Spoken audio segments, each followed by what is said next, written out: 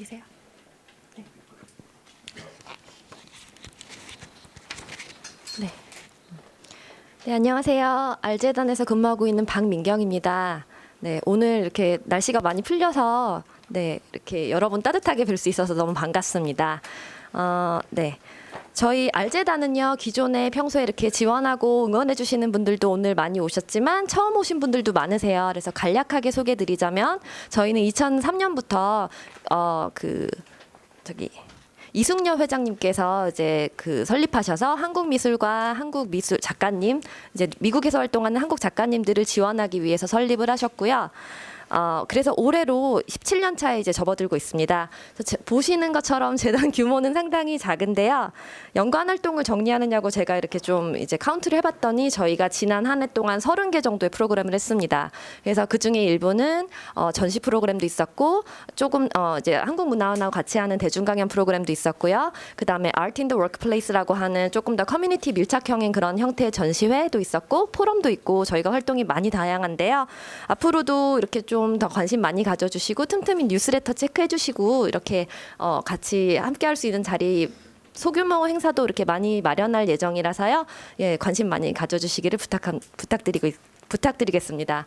그리고 저희가 네, 평소에 이렇게 뉴욕에서 시정부, 주정부, 그다음에 연방 정부에서도 많이 지원을 받고 이렇게 나름 이제는 어느 정도 연차도 되고 자리도 잡은 이제 재단이 되었고요. 오늘 특별히 이렇게 멋진 자리를 마련할 수 있었던 거는 김차섭 선생님과 김명희 작가님의 추천과 지원 덕분에 오늘 이런 이제 세미나를 마련을 할 수 있었습니다. 그리고 강연 주제는 글로벌 아트 씬에서의 한국 컨템포러리인데요. 아무래도 한국 미술의 현재 위상 그리고 생생한 소식을 전해주실 전문가분들께서 오늘 참석해 주시는 자리라 반응이 정말 뜨거웠습니다. 그래서 원래는 저희가 30분 정도 예상을 하고 준비를 했는데 저희가 한 50분 정도로 이제 클로징을 했어요. 왜냐하면 노쇼가 이제 겨울이라 특히 더 있기 때문에 그랬는데도 그리고 이제 저희가 그 이후로 들어오는 RSVP는 죄송하지만 모실 수 없겠다고 했는데 그래서 좀 자리가 좀 많이 협소할 수 있습니다. 좀 양해 부탁드리고요. 네. 그리고 오늘 강연해 주실 분은 이지은 명지대학교 교수님이 계시고요. 현재 웨슬리대학교에서 패컬티 펠로우로 보스턴에서 거주 중이세요. 그리고 2017년도 중앙일보에서 이달의 예술 지필진으로서 평론 활동도 전개해 오셨고요. 그다음에 두 번째로는 이인범 상명대학교 교수님께서 해주실 건데요. 홍익대학교 미대에서 석박사 학위를 취득하셨습니다. 그러면은 예, 이지은 교수님 이제 강연을 모시겠습니다. 감사합니다. 안녕하세요.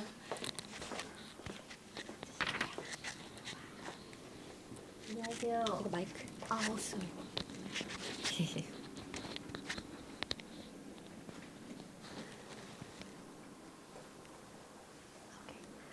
안녕하세요. 소개받은 이지은입니다. 반갑습니다. 저도 강의를 적게 해본 사람은 아닌데요. 이렇게 정말 가족적이고 인티메이트한 세팅에서 이 강연을 해보기는 처음이고요. 그리고 아마 이렇게 여기까지 와주신 여러분들이 저희가 오늘 택한 주제에 대해서 정말 많은 관심을 가지고 계신 분들이고 또 알재단의 취지와 맞게 또 한국 현대미술 많이 사랑해 주시는 분들이라고 생각해서 저도 어떻게 하면은 오늘 오신 걸음을 아깝지 않게 해드릴 수 있을까 고민을 좀 했는데요. 실은 저희가 이 톡을 준비할 때 그렇게 오랜 준비 기간은 없었기 때문에 사실은 제가 이전에 영어로 발표했던 강의의 어떤 부분을 발췌해서 오늘 여러분들하고 같이 이야기를 해보려고 합니다. 그래서 사실은 제 주제가 커뮤니티 트래디션 아이덴티티라고 하는 엄청난 주제예요. 그래서 사실은 그 중에 한 가지만으로도 정말 1시간이 모자랄 주제인데 제가 이렇게 앰비셔스한 주제를 가지고 여러분들을 모시게 된 걸 굉장히 후회하고 있고요. 그리고 이것들을 다 이야기할 수는 없겠지만 적어도 제가 오늘 토픽으로 삼은 이 커뮤니티 트래디션 그리고 아이덴티티라고 하는 세 가지 이 주제는 아마도 이 동시대에 작업을 하는 작가로서는 비단 한국 현대미술뿐만 아니라 여러 다른 나라의 현대미술 작가들도 똑같이 고민을 할 수 있는 부분이고 그리고 정말로 우리가 앞으로도 무궁무진한 작업이 나올 수 있는 부분이라고 생각을 해서 특별히 제가 오늘 주제로 골랐습니다. 제가 사실은 따로 스크립트를 만들긴 했는데요. 일단은 이 주제에서 하나 더 넘겨주시겠어요? 네. 네, 감사합니다. 잠깐만요. 이게 싱크로나이즈가 좀 안 된 것 같아가지고 잠깐만요. 오케이.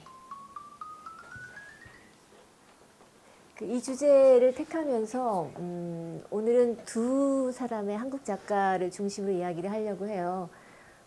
첫 번째 보시는 분은 이수경 작가이고요. 그 다음에 이쪽에 여러분들이 보시기에 우측에 보시는 분이 사이렌 은영정이라고 하는 작가입니다.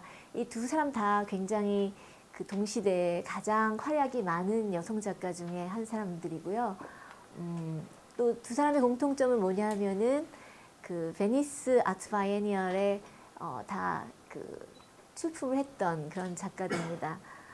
사실 오늘의 주제가 이 글로벌라이제이션 안에서 혹은 글로벌 에이지 안에서 어떻게 우리가 코리안 컨템포러리 아트를 볼 것이냐라는 큰 주제였기 때문에 저는 사실은 가장 글로벌라이제이션을 확실하게 느낄 수 있는 그런 장소 중에 하나가 사실 비엔날레라고 생각을 해요. 왜냐하면 전 세계의 작가들이 모이는 장소이기도 하고 그리고 어떤 쇼케이스로서 각 나라의 현대 미술을 보여주고 각 대륙의 혹은 인종과 여러 언어를 초월해서 우리가 전 세계적인 미술을 조망할 수 있는 그런 곳이 바로 비엔날레라고 생각을 하기 때문에 이 비엔날레에 출품했던 이 두 작가를 중심으로 이야기를 진행하려고 합니다.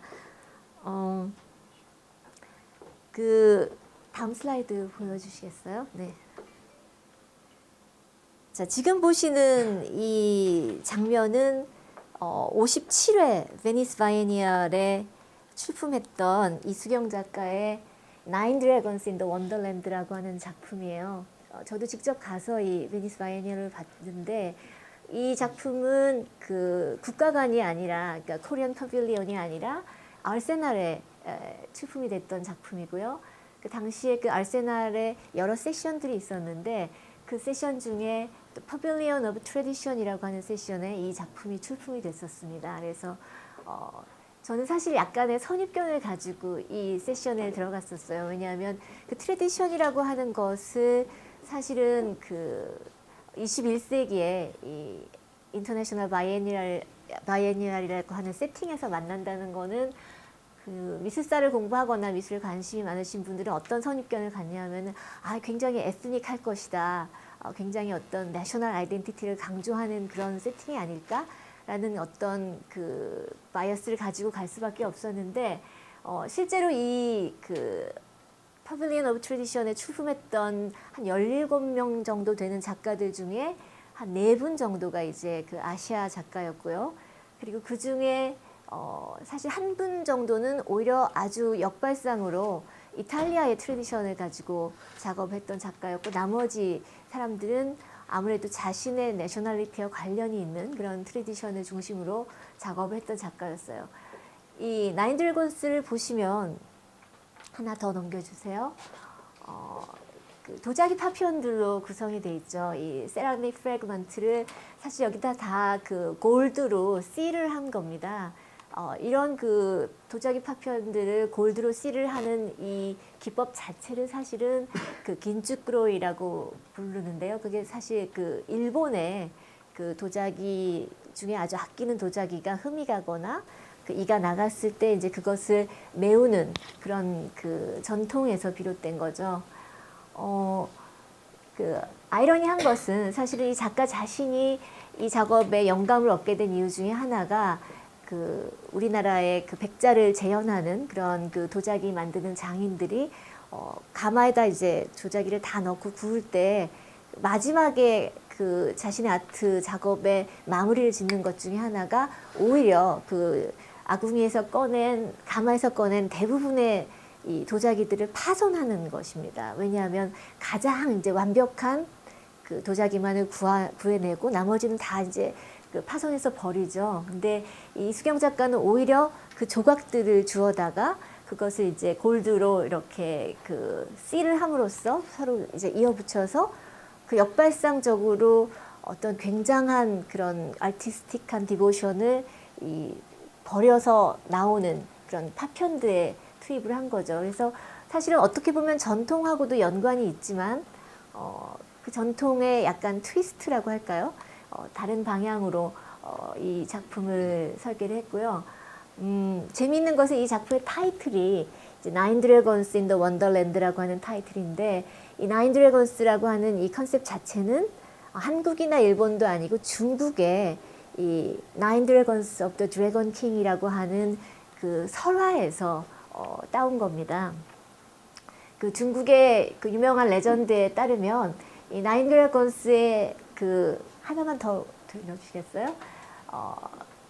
나오는 이 9가지의 그 그 드래곤의 베리에이션들이 각각 다른 동물들과의 믹스처에서 옵니다. 그러니까 그 용이 9아들을 가졌는데 그 9아들의 특징들이 전부 다 뭐 늑대, 양, 소, 뱀, 물고기, 호랑이, 사자, 거북이 뭐 이런 그 여러 다른 동물들과의 믹스처로 이 나인 드래곤스라고 하는 그 드래곤 킹의 아들들이 표현이 된 거죠. 작가는 어떻게 얘기하냐 하면은 마치 그 차이니스 레전드와 마찬가지로 그 차이니스 레전드에 나오는 이 나인 선스 오브 더 드래곤 킹과 마찬가지로 자신의 작품도 일종의 뮤턴트다. 즉 아주 그 순수한 혈통이 아니라 여러 가지가 이렇게 믹스가 된 그런 하이브리드이고 뮤턴트다 이렇게 이야기를 했죠. 저는 사실은 이 작품을 처음 봤을 때 이것이 과연 어떤 전통일까라고 좀 흥미를 가지고 봤는데 이 작가의 설명과 함께 이 작품을 이해하게 되면서 어쩌면은 이 이수경 작가가 그 비엔날레가 내걸었던 파빌리온 오브 트래디션이라고 하는 그 세션에 굉장히 역발상적인 도전을 했다고 생각을 했습니다. 왜냐하면 우리가 흔히 생각하는 전통이라는 것은 사실은 옛날부터 전해 내려오는 굉장히 어서덕스하고 그리고 굉장히 어센틱한 어떤 것이라고 생각을 하는데 사실은 많은 부분 우리가 트래디션이라고 알고 있는 것 자체가 사실 어떤 것으로부터의 영향으로 탄생을 한 것이고 그 자체가 여러 가지의 다른 문화권과의 교류에 의해서 만들어진 것들이 굉장히 많죠. 따라서 이 트래디션이라고 하는 것에 대한 우리의 선입견 그리고 특별히 아시아 작가들에게 요구되는 어떤 어센티시티 혹은 내셔널 아이덴티티에 관한 어떤 그 뭐라고 할까요? 반항 혹은 거기에 대한 도전으로 이 작가는 그 일본과 중국이라고 하는 우리나라의 옆에 이웃 나라들의 여러 가지 전통들을 함께해서 새로운 트래디션을 만들어낸 거죠. 다음 슬라이드 부탁합니다. 사실 트래디션이라고 하는 것은 뭐 저도 80년대 학교를 다녔던 그런 세대입니다만은 어떤 그 우리나라의 역사의 기간 동안에는 굉장한 파워풀한 그런 어떤 문화적인 원동력이었죠. 아마 여기서 기억하시는 분들도 계시겠지만 저는 국어 순화 운동의 기억을 가지고 있는 세대입니다. 그래서 어떤 용어들은 영어에서 전부 다 한국말로 번역을 해서 쓰기도 하고요. 그리고 웬만하면 외래어를 쓰지 말자 뭐 이런 운동도 했었고요. 또 뭐 민족성에 대한 어떤 그 교육들, 문화재에 관한 교육들 이런 모든 것들을 통해서 사실은 제가 겪었던 그 한국 현대사의 한 부분, 특히 이제 70년대 그리고 80년대 초반 정도까지 대단히 우리의 어떤 고유성을 찾는 것, 우리만의 어떤 아이덴티티를 확보하는 것이 문학에서 굉장히 큰 어떤 목표였고 또 그 저희가 늘 이렇게 지향하고자 했던 그런 그 고울이었죠. 일종의 그런 세대를 겪었던 사람으로서 지금 2020년이고 21세기의 그 시기를 다시 되돌아볼 때 저는 어떤 생각을 했냐 하면은 왜 우리가 그렇게까지 어떤 문화적인 고유성에 집착을 했어야만 했을까라는 생각을 했습니다. 그 중에 한 가지는 제 생각으로는 아무래도 우리의 역사가 현대사 자체가 일제강점기의 어떤 식민지를 지냈고 그렇기 때문에 일제강점기가 지난 다음에 그 일제강점기의 흔적을 지워버리고 우리 자체의 어떤 고유성을 확보하는 것이 굉장히 중요한 이슈이기도 했죠. 그리고 나서 이제 그 이념 전쟁, 6.25 전쟁이 있었고 이런 여러 가지 그 이후로 이제 북한과 남한이 분리되고 미군정이 들어서고 뭐 이런 여러 가지 그 외부적인 요인들이 아무래도 우리에게는 더더욱 그 문화적인 정체성 혹은 고유성에 대해서 생각을 하게 하는 그런 계기가 되지 않았나 싶습니다. 제가 조금 더 말이 길어졌는데요. 그 전통이라고 하는 것이 어떻게 보면은 그 굉장히 상반된 역할을 우리 미술계에 해왔다고 저는 생각을 합니다. 일부 이제 모더니스트에게는 사실은 일제잔재에 있는 어떤 식민적인 그 기억을 없애는 방편 중에 하나로 우리가 모더나이제이션을 이루기 위해서는 더 근접하게 어떤 서구에 접근해야 하는 부분이 있었죠. 그래서 이제 많은 경우 아시아의 모더니즘을 이야기하면서 평자들이 모더나이제이션이 곧 웨스터나이제이션으로 이렇게 받아들여졌기 때문에 이제 그 부분부터 어떤 고유성에 대한 결핍 이런 것들이 어떻게 보면 아시아가 갖고 있는 모더니티의 그 과정 중에 늘 함께 합니다. 또 한 부분으로서는 그런 그 아주 급작스러운 모더나이제이션 혹은 이제 웨스터나이제이션의 영향으로 오히려 자기 그 고유성에 대한 강박 이런 것들도 굉장히 많이 작용을 하죠. 그래서 어떻게 보면 이제 국어 순화 운동도 저는 그 중에 한 부분이었을 것이다라고 생각을 하는데요. 이 두 가지의 극단적인 어떻게 보면은 빨리 우리가 캐치업을 해야 하겠다라고 하는 그런 그 모더나이제이션과 웨스터나이제이션을 어떻게 보면 동일시해서 하루빨리 우리의 미술이 세계적인 어떤 그 모더니즘의 반열에 올랐으면 좋겠다. 혹은 어떤 세계적인 현대 작가들과의 경쟁에서 우리도 동등하게 나아가기 위해서 좀 더 우리가 어떤 그 서구의 모더니즘을 많이 알아야겠다라고 하는 그런 반응도 이끌어낸 이 부분이 있었지만 또 한편으로는 그렇기 때문에 더더욱이나 우리 것을 지켜야 한다. 그렇기 때문에 우리가 정말로 서구의 다른 그 작가들과 경쟁했을 때 우리만의 고유성을 보여줄 수 있는 어떤 부분이 필요한데 과연 우리의 고유성은 무엇인가를 찾는 과정에서 많은 작가들이 이제 과거로 소급을 합니다. 이수경의 경우는 사실 이제 그런 그 두 부류하고는 약간 다른 부류인데요. 그 전통이라고 하는 것을 저도 이제 학생들을 가르치면서 많이 이야기를 하는데 많은 학생들이 전통을 얘기할 때 이제 저희 그 한국의 과거의 문화들, 뭐 조선 시대라든가 고려 시대라든가 삼국 시대라든가 이런 여러 그 과거의 역사와 과거의 문화적인 관습들 혹은 문화유산들과 연관을 시킵니다. 근데 사실은 그 전통이라고 하는 말의 그 시작을 그 여러 학자들이 이제 분분히 얘기를 하는데 그 모더니티와의 대비에 있어서의 아시아적 문화 전통이라고 하는 개념이 확립되는 것이지 사실은 그 외부로부터의 어떤 자극이 없이 이 전통이라는 것이 생겨나지는 않았습니다. 그래서 오히려 어떻게 보면은 그 전통과 모더니티는 극단에 있는 것 같지만 사실은 어떤 배면에 있는 즉 마치 동전의 앞뒷면과 같이 전통이라고 하는 것의 상대적인 것이 모더니티였고 모더니티의 상대적인 것이 어떻게 보면 전통이라고 하는 이런 그 관계를 가지고 갔었다는 거죠. 그 어떻게 보면 그래서 이 전통이라고 하는 것이 어센틱하다라고 하는 이런 우리의 선입견을 깨는 이 작품이야말로 어떻게 보면은 이제 한국의 현대미술이 혹은 아시아의 현대미술이 전통이라고 하는 어떤 굴레에서 좀 자유로워지는 계기가 되지 않을까.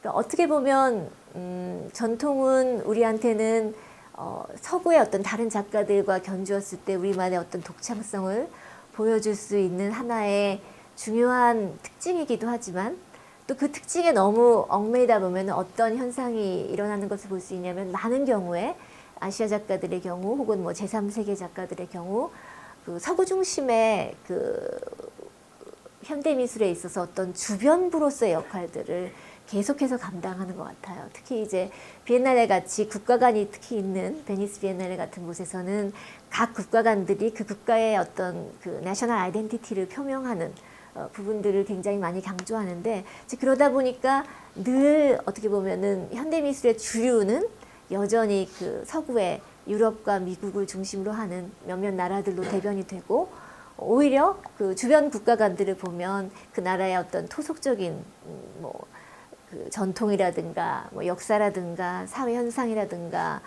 관습 이런 것들을 매개로 하는 작품들을 보여주고, 그것이 어떻게 보면은 그 국제적인 아트페어나 아니면 바이에니얼에서 가장 그 월드 픽처를 보여줄 수 있는, 즉 전 세계를 아우를 수 있는 어떤 그 관람을 하는 그런 그 역할을 하는데 일조하기도 하죠.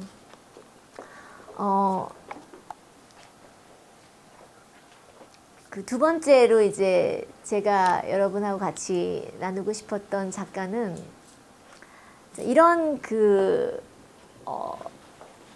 아시아 작가들의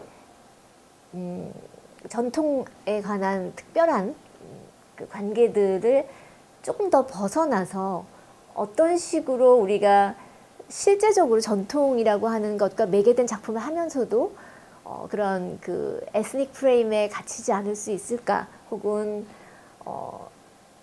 그런 그 이국적인 이그저릭한 어떤 컬처로서의 가치나 혹은 내셔널 아이덴티티로서의 어떤 가치 말고 실제적으로 우리가 국적을 넘어서 혹은 인종을 넘어서 다른 사람들에게 어떤 공감대를 이끌어낼 수 있을까라고 하는 부분을 좀 더 그 관심 있게 봤던 작가로 저는 이 사이렌 은영정을 봤었고요.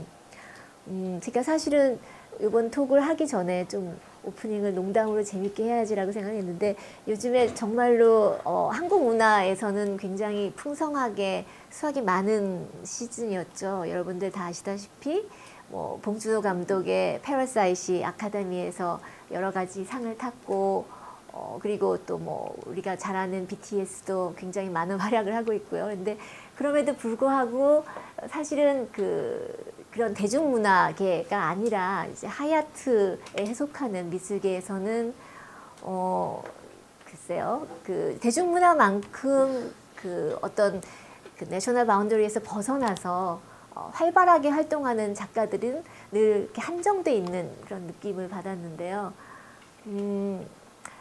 요번에 2019년에 있었던 베니스 바이에니얼의 한국관 코리안 파빌리온의 주제는 사실 그런 그 기존의 판을 어떻게 하면 뒤집어 엎을 수 있는가라고 하는 부분을 염두에 두고 짜졌던 그런 그 국가관이었습니다.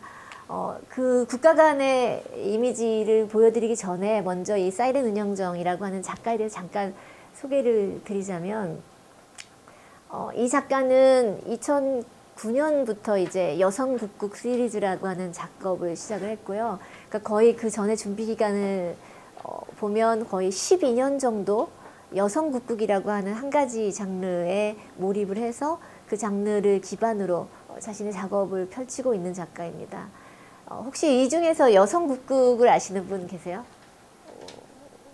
네, 선생님 계시고. 저는 어렴풋이 기억이 나는 게, 제가 그래도 철이 들어서 TV를 볼 나이가 됐을 때 그 흑백 TV에서 여성국극을 방영했던 기억을 저는 가지고 있어요. 근데 여성국극이 어떤 거냐 하면은 그 모든 캐스트들이 다 여성입니다. 물론 이제 국악을 베이스로 하는 일종의 그 코리안 트래디셔널 오페라가 판소리라면, 하나만 더 넘겨주시겠어요? 이 판소리라고 하는 게 이제 그 코리안 트래디셔널 오페라인데, 워낙은 싱어 한 사람하고 고수하고 이렇게 진행을 하죠. 여러분들 심청가나 흥보가 이런 거 아마 기억하실 겁니다.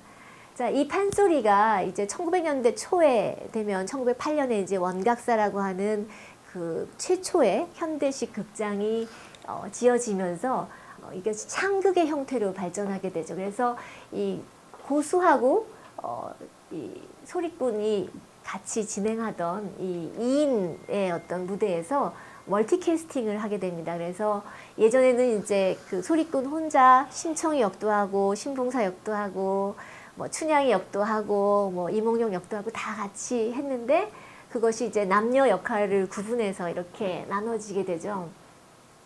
여성국국은 어떤 배경에서 탄생을 했냐면요.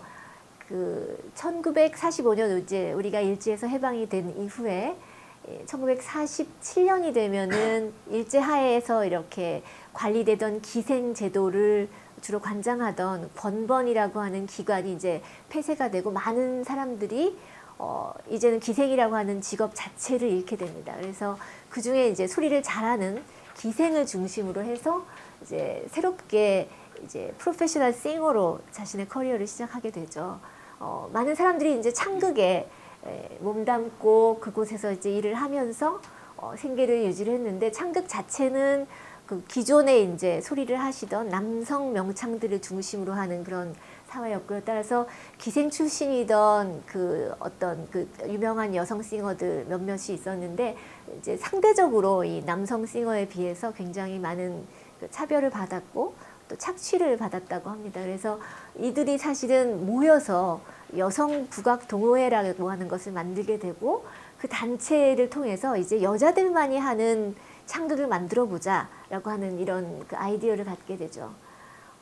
조금 더 이제 깊게 여성국구의 역사를 보면 그 명시돼 있진 않지만 사실은 이 1930년대부터 그 일본에는 다카라즈카라고 하는 여성만으로 이루어진 오페라단, 여성만으로 이루어진 어떤 그 뮤지컬 단체가 있었습니다. 그 단체는 사실 여성국국과는 그 출신의 배경이 좀 다른데요. 그 다카라즈카 같은 경우에는 철도 회사를 소유하고 있던 어떤 사업가가 이 다카라즈카라고 하는 그 좀 더 떨어진 그 타운을 그 패밀리 리조트로 개발을 하기 위해서 거기 엔터테인먼트 일환으로 여성만으로 만들어진 그런 그 악단 그리고 이런 그 오페라단, 뭐 뮤지컬 단체를 조직을 한 거죠. 그래서 그쪽은 전혀 자발적으로 만들어진 여성만으로 이루어진 단체는 아니었고요. 근데 이제 우리가 일제강점기 겹치면서 당연히 이제 다카라즈카에 대한 그 정보도 있었을 것이고 그런 의미에서 이제 이 여성국국의 탄생 배경에도 우리도 다카라즈카처럼 여성들만의 극을 만들어 보자라고 하는 이제 그 배경이 성립이 되게 되죠. 다음 슬라이드 좀 부탁합니다. 이 여성국국이라고 하는 단체가 그래서 48년에 이제 본격적으로 활동을 시작하게 되고요. 이들이 모두의 예상을 뒤엎고 정말로 폭발적인 인기를 끌게 됩니다. 아마 여기는 굉장히 생소하신 분들도 많을 텐데요. 당시에 뭐 팬덤을 보자면 다음 슬라이드 보여주세요. 모든 공연에 대단한 그 제작비가 투입을 됐고 창극단이나 기타 다른 그 연극 단체들을 훨씬 능가하는 관객들을 모았죠. 왜 그렇게 여성들만으로 이루어진 이 국극이 국악을 베이스로 하는 이 창극이 왜 이렇게 인기가 있었을까? 이제 여러 학자들이 또 분석을 한 바에 의하면은 당시만 해도 사실은 해방 이후에 여성들이 마음 놓고 참석할 수 있는 그런 엔터테인먼트가 많지 않았는데 이제 여성들만이 하는 이 창극이기 때문에 이제 좀 과부장적이거나 보수적인 가정에서도 여기에 가는 것을 허락을 해주고 그리고 특히 그 남역을 맡은 이 여성 배우들의 인기가 굉장히 대단했다고 합니다. 어떻게 보면 이 창극의 레파투아하고 이 여성국의 레파투아가 크게 차이는 없어요. 뭐 심청전이나 아니면 춘향전, 뭐 왕자호동 이런 여러 가지 그 중복되는 그 레파투아를 가지고 있기 때문에 어떻게 보면 스토리 자체는 굉장히 진부하고 여전히 가부장적인 그런 사회의 이상적인 남성상을 보여주긴 하죠. 하지만 여성이 맡는 역할이고 훨씬 더 그 어떻게 보면 여성에게 어필할 수 있는 그런 로맨틱한 면을 강조하고 좀 더 매력적인 외모를 가지고 왜냐하면 남성 창극단의 남성 명창들은 그 당시만 해도 상당히 이제 연배가 되셨고 우리가 기대하는 그런 그 젊은 왕자 역을 소화하거나 아주 젊은 이몽룡을 소화하기에는 좀 무리가 있으셨던 것에 반해서 당시의 여성국극 배우들은 20대가 거의 대부분이었고요. 그래서 이런 그 역할들이 굉장히 폭발적인 인기를 얻었습니다. 다음 역할이죠. 임춘행이라고 하는 이분이 이제 가장 대표적으로 여성국극의 명배우로서 역사에 남는 분 중에 하나입니다. 다음 슬라이드요. 자, 뭐 다들 예상하시다시피 그 여성국극의 가장 하이라이트는 남역 배우였고요. 그 남역 배우 중에서도 우리가 그 니마이라고 불리우는 그 남자 상대역이죠. 그러니까 여성 배우의 남자 상대역을 맡은 남자 주인공 역을 맡는 배우가 가장 이제 큰 주목을 받았습니다. 그래서 여성국의 성패는 그 니마이가 얼마만큼 연기를 잘하느냐에 달려 있다라고 할 정도로 굉장히 그 중요한 역할을 담당했죠. 다음 슬라이드요. 반면에 이제 가다키라고 하는 이제 모든 용어가 사실 일본 용어에서 빌어온 건데요. 악역이죠. 그 빌란 역을 맡고 이제 그 주인공 남녀를 괴롭히는 역할을 맡는 그 배우들도 있었고, 사실 이 가다키라고 하는 이 역할은 페미니즘을 연구하시는 분들에 의하면 오히려 니마이보다는 훨씬 더 남성성이 두드러지죠. 왜냐하면 포악하거나 난폭하거나 아니면 어떤 성적 욕망을 드러내는 이제 그런 역할, 예를 들면 춘향전의 변사또 같은 역할이 가장 대표적인 가다키 역할이겠죠. 다음 슬라이드요. 이건 제가 사진을 많이 구할 수가 없었는데 이제 산마이라고 하는 역할인데요.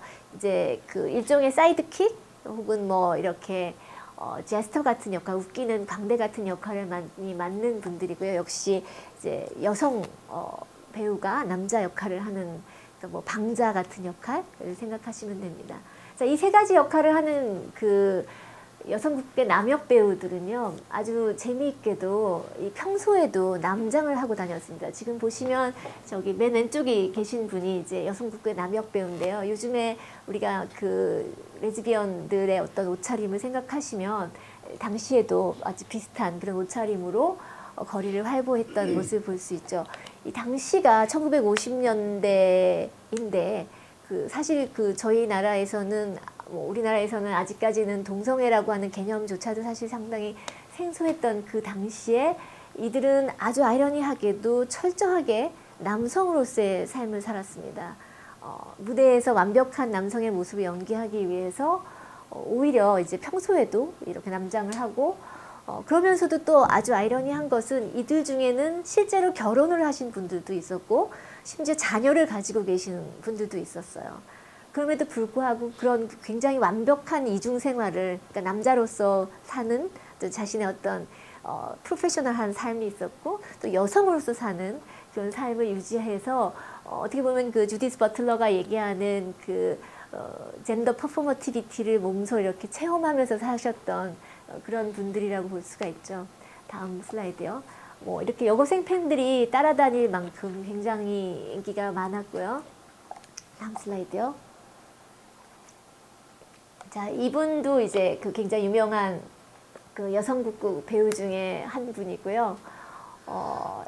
이 다음 슬라이드 보여주세요. 조금행이라고 하는 분이신데요. 이분은 가상 결혼식까지 올렸습니다. 팬하고. 지금 여기 계신 분이 이 조금행이라고 하는 여성국극 남역 배우의 열렬한 팬이셨는데 이분이 또 하필이면은 그 예식장을 운영하는 분과 아주 친하셔서 우리가 그 현실에서는 부부가 될 수 없지만 가상 결혼식이라도 한번 열었으면 좋겠다라고 해서 그분에게 특별히 허가를 얻어서 이렇게 가상 결혼식을 하게 됐습니다. 그래서 이 조금행이라는 분이 자신의 여성국극 그 배우들을 다 하객처럼 이렇게 옷을 입혀서 같이 이제 결혼 기념 사진을 찍은 거죠. 아이러니하게도 이 배우는 자신의 실제 결혼 사진은 이미 소실돼서 없고요. 이 사진만은 끝까지 간직을 하고 계셔서 이렇게 저희가 오늘 이 자리에서 볼 수가 있네요. 이런 그 굉장히 전복적인 성역할의 그 전환이 일어나는 이 이벤트가 이제 여성국극이라고 하는 장르를 통해서 일어났고요. 자, 이런 그 여성국극을 우리가 어떻게 해석할 수 있느냐? 재미있는 것은 이 여성국극이 60년대로 접어들어서 급격한 쇠락을 맞게 됩니다. 많은 사람들이 이제 또 연구자들이 이제 이유들을 이야기하고 있는데 그 중에 하나는 여성국극 자체가 사실은 다른 연극과 마찬가지로 이제 그 브로드캐스팅 미디어, 뭐 TV라든가 영화라든가 이런 여러 가지 매체들이 발전을 함에 따라서 더 이상 이제 관객을 모을 수가 없게 된 거죠. 근데 재밌는 것은 저희가 이제 그 한국의 어떤 판소리를 잇는 전통으로 창극은 살아남았습니다. 여러분들 아마 그 김성녀라고 하는 배우 기억하시죠? 그 마당놀이 같은 거 기억하실 거예요. 창극도 이제 마당놀이에서 한 그 분파되는 그런 그 부분들이 있는데 그런 것들은 여전히 판소리의 전통을 잇는 우리의 새로운 트래디션으로 자리를 잡았습니다. 근데 여성국극은 모든 그 국가적인 재정 지원이라든가 아니면 어떤 그 전통 문화로서의 보호막을 전혀 받지 못했습니다. 심지어 창극의 역사를 저술한 저자 같은 경우 어떤 식으로 여성국극을 비하했냐면은 여성국극이라고 하는 불가사리 같은 존재 때문에 우리 창극을 망쳤다. 이것은 어떤 문화적인 이단이다. 이렇게까지 비난을 했어요. 그래서 왜 그렇게까지 비난을 받아야만 했을까?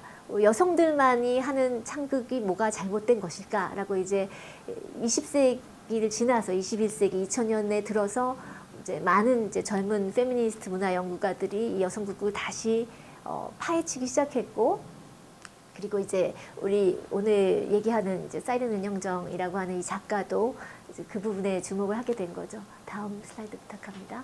자, 이 보시면 여기 뒤에 약간 그 시네마틱 백드롭이 있죠. 그러니까 영화 장면을 뒤에 영사로 비추는 그런 배경막을 하면서 이런 그 격투씬을 촬영한 연기를 한다든지 해서 여성국극 자체는 사실은 여러 가지 그 창극의 새로운 시도들을 도입을 하고 기존의 뭐 심청전이라든가 춘향전, 왕자호동 같은 레파토아 말고 뭐 햇님 달님 같은 창극을 새로 이렇게 제작하기도 하고 굉장한 활약을 했음에도 불구하고 역사 속에서 철저하게 배제됐고 철저하게 그 매장이 되다시피 했던 그런 그 연극이었습니다. 계속 보시죠.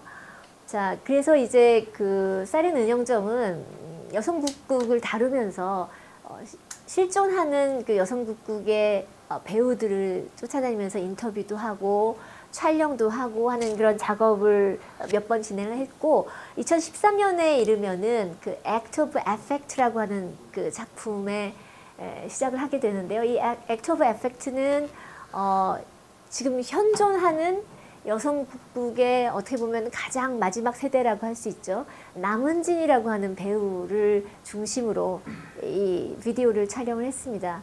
사실 남은진이라고 하는 배우는 뭐 제가 이따가 이제 화면을 보면서도 설명을 드리겠지만 여성국극에 처음 매료된 것이 멀쩡하게 직장을 잘 다니던 여성이 2000년대 초반에 우리가 이제 그 문화보건 사업의 일환으로서 정부 기금이 드디어 나와서 여성국극을 처음으로 무대에 올리게 되는 그런 계기가 있었습니다.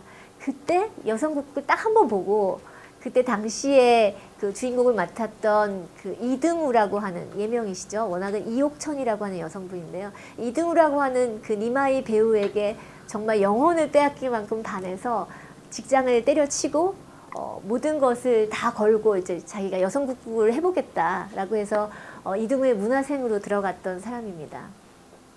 아쉽게도 이 남은진이라고 하는 배우는 아직까지 단 한 번도 정식 여성국극 무대에 서본 적이 없습니다. 왜냐하면 그 이후로 또 지원이 끊기고 대중의 관심을 받지 못했기 때문에 여성국극을 제대로 무대에 올릴 일이 없었죠.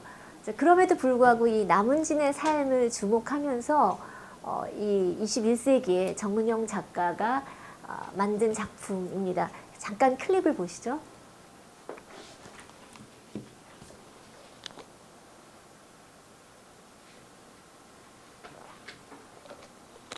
여기를 전체 화면으로.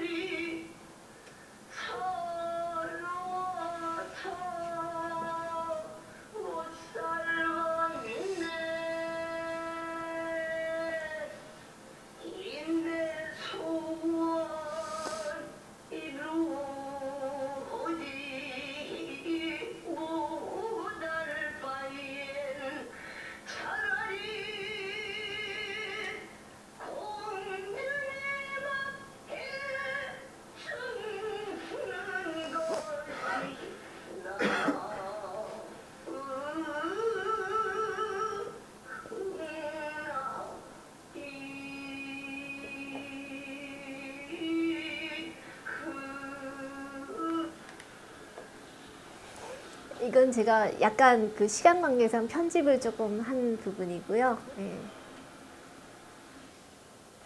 자, 여기서 이제 멈춰주시면 됩니다. 자, 조금 이제 클립을 보셨는데요. 어떠셨어요? 저는 상극을 일부러 보는 사람은 아니었는데, 굉장히 매력적이더라고요. 그래서, 저도 사실 어떻게 보면 남은진처럼, 이 정은영 작가의 작품을 통해서 여성국극에 매료됐던 사람 중에 하나인데, 일단은 이 남은진이라고 하는 마지막 제네레이션의 이 여성국극 배우를 이 작가가 조명을 하면서 텅 빈 객석과 텅 빈 무대를 배경으로 하죠. 어떻게 보면 이 여성국극 자체의 운명, 그러니까 아무도 관객이 없고, 그리고 실제 무대가 없는 마치 유령 같은 존재인 여성국극을 반영하듯이 이 배우도 여러 그 공들인 준비 기간 끝에 무대에 발을 들이지만 사실은 객석은 텅 비어 있죠. 그렇다고 해서 이 남은진을 조명하는 그 작가 사이렌 은영정의 시선이 그것을 애달파하거나 어떤 노스텔지아의 시선으로 바라보지는 않습니다. 오히려 우리가 그 제목에서 인지할 수 있듯이 Art of Affect라고, affect라고 하는 이 말을 썼는데요.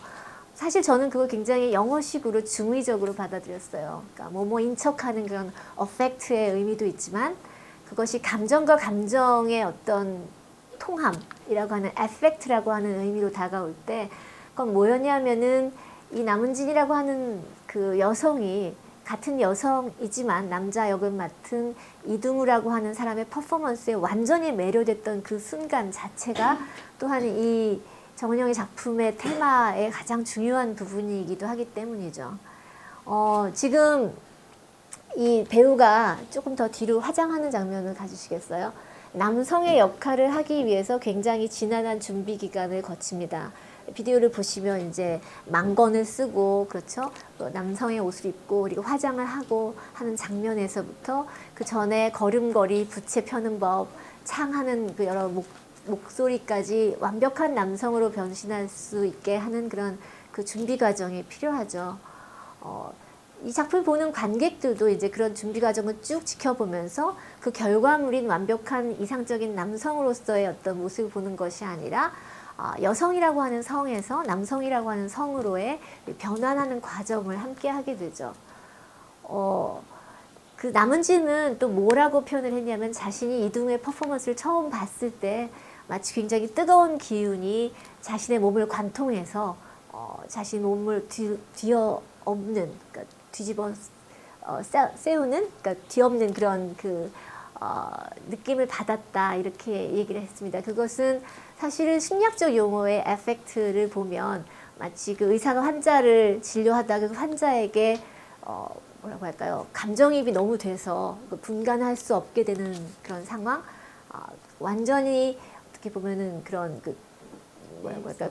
감정이 이입되고 합치되는 상황, 자신과 남을 구분할 수 없게 되는 그런 상황까지 이른 것에 비견할 수가 있겠죠. 사실 정은영 작가의 작품을 제가 보면서 제가 했던 해석 중에 하나는 이런 프로세스를 통해서 결국 남은진이 그 빈 무대에 서서 뒤쪽 슬라이드 좀 보여주세요. 객석을 응시하게 됩니다. 그리고 그 객석에서는 그 다음 장면이요.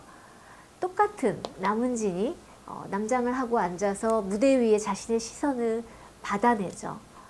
결국은 어떤 퍼포먼스라고 하는 것이 성립이 되려면 그 퍼포먼스는 퍼포머 혼자만으로 성립이 되는 것이 아니라 반드시 관객이 필요합니다.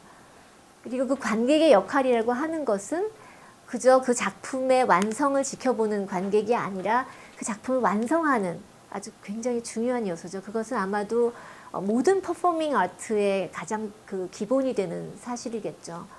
어떻게 보면 우리가 이런 무대에서 하는 퍼포먼스뿐만 아니라 미술 작품 역시도 관객 앞에 놓여진 오브제를 통해서 전달되는 하나의 퍼포먼스인데요. 그 퍼포먼스를 완성하는, 즉 해석의 주체는 어떻게 보면 관객이죠. 그렇다면 그 이른바 non-Western art, Asian art 혹은 Korean art라고 하는 이 카테고리가 어떤 관객에게 어떻게 비춰지는가라고 하는 부분에 있어서 우리가 늘 그 스스로를 규정하기도 하고 혹은 어떤 굉장히 서구에 오리엔티드된 시각에서 규정했던 어더네스라고 하는 그 타자성이라고 하는 것을 어떻게 역전시킬 수 있을까라고 하는 그 물음을 저는 자연스럽게 하게 됐습니다. 다음 장면 한번 보여주시죠. 자, 두 번째 소개할 이 정은영의 작품은요. I'm Not Going to Sing이라고 하는 작품인데요. 이 작품은 니마이 역을 맡았던 사람이 아닌 악역인 가다키 역을 맡았던 이소자라고 하는 배우를 중심으로 진행을 합니다. 다음 슬라이드요. 자, 이게 그 이소자시고요. 옆에 있는 그 프레임에 보여져 있는 비디오는 이 이소자가 변사또 역을 맡는 그 분장을 하고 변사또의 역할을 하는 장면입니다. 비디오를 잠깐 보여드릴게요. 근데 이 비디오가 길어서 다 볼 수는 없고요. 한 7분 정도부터 시작해 주시겠어요?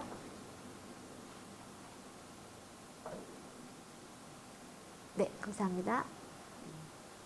볼륨을 조금 시간 좀 재주시겠어요? 제가 지났어요? 그럼 빨리 할게요. 자, 계속 I'm not that kind of woman이라고 하는 얘기를 하죠. 그러니까 이분이 왜 가다키 역할을 맡게 됐냐면은 니마이는 창을 해야 되는데 당시에 창은 기생이나 하는 거라는 통념이 있었기 때문에 이분은 자존심을 지키기 위해서 일부러 자기도 니마이를 하고 싶었지만 가다키를 했던 배우입니다. 그러면 비디오를 조금만 더 뒤로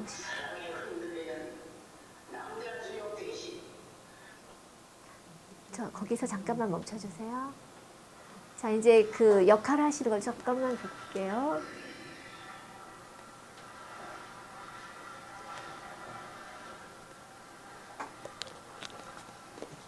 조금 더 뒤로 갈 걸 그랬나 봐요. 노래를 배우지 않았습니다. 제가 지금 조정을 못해서 조금 더 뒤로 가주시겠어요? 조금만요. 네.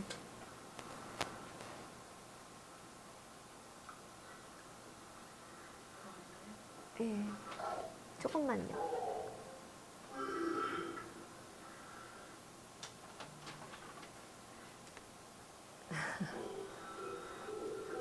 여기선 조금만 보죠. 자, 완벽한 양성의 역할에 대해서 얘기하면서 이 이소자 씨는 뭐라고 얘기하냐면은 자기는 어떠한 니마이보다도 더 훌륭한 멋진 남성이었다라는 얘기를 합니다. 왜냐하면 다른 니마이 배우들이 그 아이디얼한 어떤 젠틀맨의 이미지를 가지고 있었기 때문에 어떤 가부장적인 틀에서 벗어나지 못했다면 이 변사또 역은 여성적인 어떤 그 당시에 이상적으로 생각했던 여성성의 가장 극단적인 반대 지점, 즉 자신의 성적 욕망을 표출하고 난폭할 수 있는 그런 역할을 맡았기 때문에 자기는 어느 누구보다도 남성의 역할을 잘 소화했다 이렇게 해석을 하는 거죠. 컷하고 다음으로 넘어가 주세요.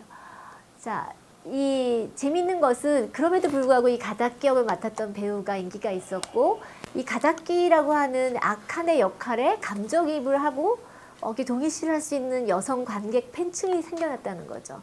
그래서 어떻게 저는 해석을 했냐면은 결국은 이 그 에펙트라고 하는 것 자체가 어떤 그 자신에게 속했던 성 역할 혹은 어떤 그 당시 시대가 공유했던 성적인 스테레오타입에서 완전히 벗어난 다른 것과의 이입을 가능하게 해줄 수 있는 파워가 있지 않았을까라고 생각했습니다.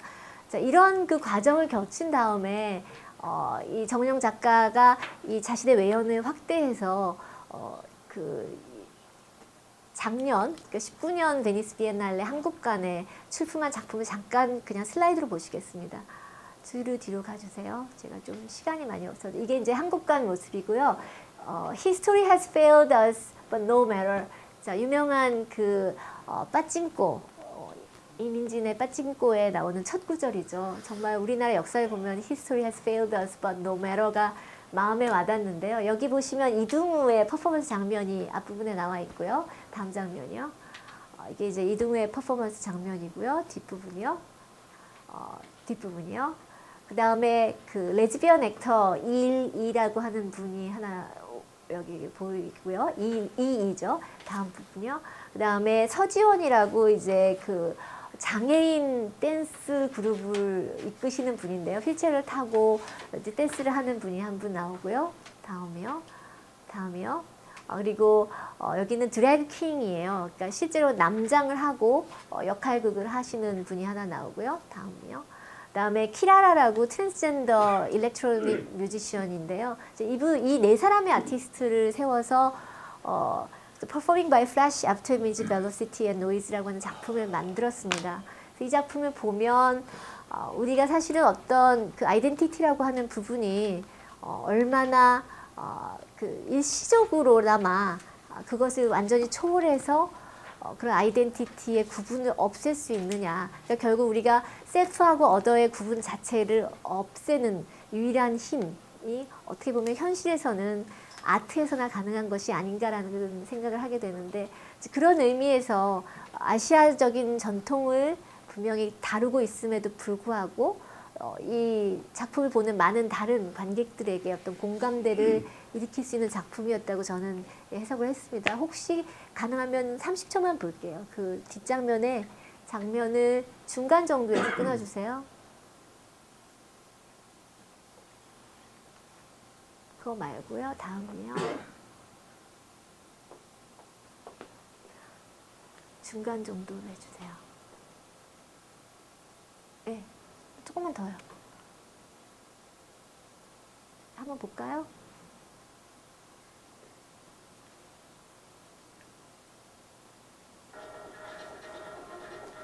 조금만 더 해주세요. 여기 정도. 네. 많은 관람객들이 사실 이 네 명의 그 퍼포머가 서로 이렇게 교차되면서 퍼포먼스를 펼치는 장면이 이 세 개의 벽면을 이제 스크린으로 에워싼 방에서 굉장히 큰 규모로 상영이 되고요. 지금 이건 이제 텅 빈 상영관을 이제 찍은 장면이지만 실제 관객들이 이 안에 들어와서 춤을 춰요. 그래서 저도 이제 가서 이렇게 같이 다른 사람들하고 있어 봤는데, 비엔날레에서 가장 주목을 많이 받았던 작품 중에 하나이기도 하고요. 그러니까 결국은 우리가 어떤 그 바디 투 바디로 전달되어지는 그런 에펙트의 경험, 우리가 자신의 어떤 셀프 아이덴티티, 서브젝티비티를 벗어나서 그것을 허물어뜨릴 수 있는 경험이라고 하는 것 자체를 이 작가는 여성극을 통해 오는 여러 가지 여정을 통해서 이 작품에 도달하게 된 거죠. 사실 시간도 많이 없고 해서 여러분들한테 여기까지 보여드리고 제 톡은 마치겠습니다만은, 어떤 의미로는 우리가 전통이라고 하는 것이 우리에게는 어떻게 보면 inscribing 혹은 imposing 이었죠. 그러니까 누군가의 나는 이런 전통을 가지고 있어 라고 임포즈를 시키거나, 혹은 스스로가 자신한테 그것을 각인시켜서 이것이 나의 어떤 독창성과 아이덴티티가 될 수 있지 않을까라고 했는데, 그것들이 이게 두 가지 어떤 양극단이 아니더라도 우리가 전통을 사용하면서도 혹은 전통과 맥을 닫고 새로운 전통을 만들어내는 이 모든 과정들이 세계 미술사에서의 동시대 미술과 함께 갈 수 있는 부분이 있다라고 하는 부분을 제가 오늘 여러분들한테 같이 쉐어하고 싶어서 여기까지 톡을 마련했습니다. 두서없이 말씀드렸는데 잘 들어주셔서 감사합니다.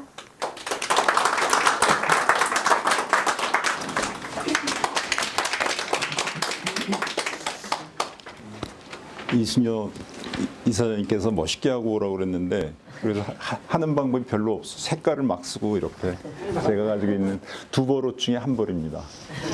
네. 오늘 말씀드릴 내용은 그 왜 한국 미술에서 뉴욕인가, 조금 도발적이 될지도 모르겠는데, 그 본심은 따뜻하고 부드러운 사람이니까 너그럽게 봐주세요. 여기서 넘어갈까요?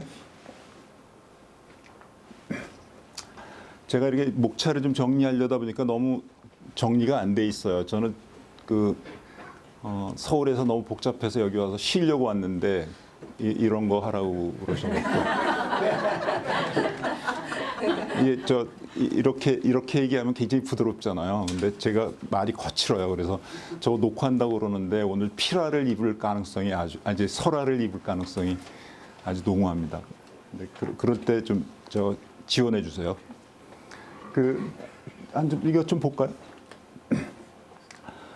하여튼 뭔지 모르지만 저는 뉴욕에 대해서 어렸을 때부터 그림을 하는 사람 입장에 가지고 있었던 인상이 있었던 것 같아요. 근데 그게 그렇게 편치도 않고 판타지로만 들어오는 것도 아니고 복잡한데, 그런데 이제 최근에 한 10여 년 동안 그 뉴욕을 여러 차례 그래도 왔네요. 한 달도 묵고 한 달 반도 묵고 이러고 있는데, 그러면서 요즘 생긴 것은 제가 가지고 있던 호기심이나 궁금증 이런 것들을 이게 좀 근거가 있는 것일지도 모르겠다. 그리고 이것을 뭔가 좀 작은 글로라도 써서 나에 대한 변명을 좀 해야 되겠다는 생각을 좀 하게 됐습니다. 넘어갈까요? 그냥 제 아주 사적인 얘기부터 그냥 할게요.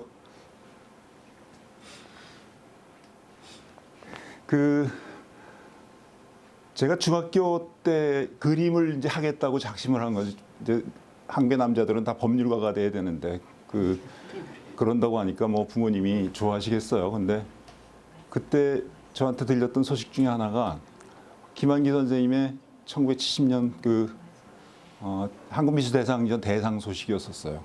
근데 그러고 있다가 그것을 대학교 들어가고 나서 여기서부터 시작하면 되겠구나 하는 생각으로 제가 판각을 했습니다. 그래서 제가 가지고 있는 게 있어요. 모작을 하나 한 게 있어요. 크진 않지만. 어떻든 이런 걸로 시작해서 이 판타지가 이때 있었어요. 넘어갈까요? 이게 그때는 문학하고 그림도 분간이 안 되고요. 머릿속으로. 산다는 거하고 뭐 이렇게 그림을 그린다는 일이 뭔지가 참 분명치를 않아서, 그럴 때에 그 김한기 선생님의 그림이 나한테 들어온 것도 있지만 그 제목이었었어요. 사실은 여기서 어디서 무엇이 되어 다시 만나랴. 김광섭 같이 1950년대 활동하던 예술계에서 활동하던 김광섭 선생의 저녁이라고 하는 시, 이게 1969년에 지어진 시인데 어떻든 70년대 한국미술대상전에 출품을 하면서 이 제목을 땄고, 그러면서 이런저런 일화가 있었는데, 마천루의 불빛하고 말이에요. 여기에 저렇게 많은 중에서 별 하나가 나를 내려다본다. 이것을 동일시하고, 그게 얼마나 매력적이에요. 아무것도 보이지 않을 때 이 제목에 맛이 갔는지도 모르죠, 제가. 네, 넘어갈까요? 최근에 김한기 선생 유니버스라고 하는 작품이 홍콩 경매에서 실질적으로 150억에 팔렸어요. 저도 그림 그릴 걸 그랬어요. 어느 순간부터 그림을 못 그리고 있는데, 이렇게 얘기하면 분통 터지실지도 몰라요. 저 작가분들 많으신데 무슨 소리 하는 거냐고. 배를 굶어가면서 하고 있는데 아무것도 보답도 없이 보상도 없이. 넘어갈까요? 저는 한국 미술 이게 왜 따라붙는 건지 모르겠는데 그래도 없는 것보다 낫네요, 저게. 한국 미술 전기를 크게 보면은 저는 크게 한 세 번 정도의 획기가 있는 거 아닌가 하는 생각이 들어요. 1945년에 해방은 됐지만 실질적으로 나라가 일본에서 일본 식민지에서 벗어났다는 것이 국가가 있었는가 없었는가 잘 모르겠고, 국가부재 상태에서 국가가 식민지 상태는 아니지만 어떻든 간에 혼돈 상태에 빠져 있고, 그게 이제 나라 체계가 잡히기 시작하는 게 4.19, 5.16 지나면서 이런 거 저런 거 제도가 시스템으로 정착되고 나라 꼴 같은 모습을 갖게 됐죠. 1963년에도 우리 국민소득이 100불이 안 됐었으니까. 그리고 국립현대미술관도 없었고 문예진흥원도 없었고 아무것도 시스템들도 없었으니까. 문화예술진흥원이 만들어진 게 1973년이에요.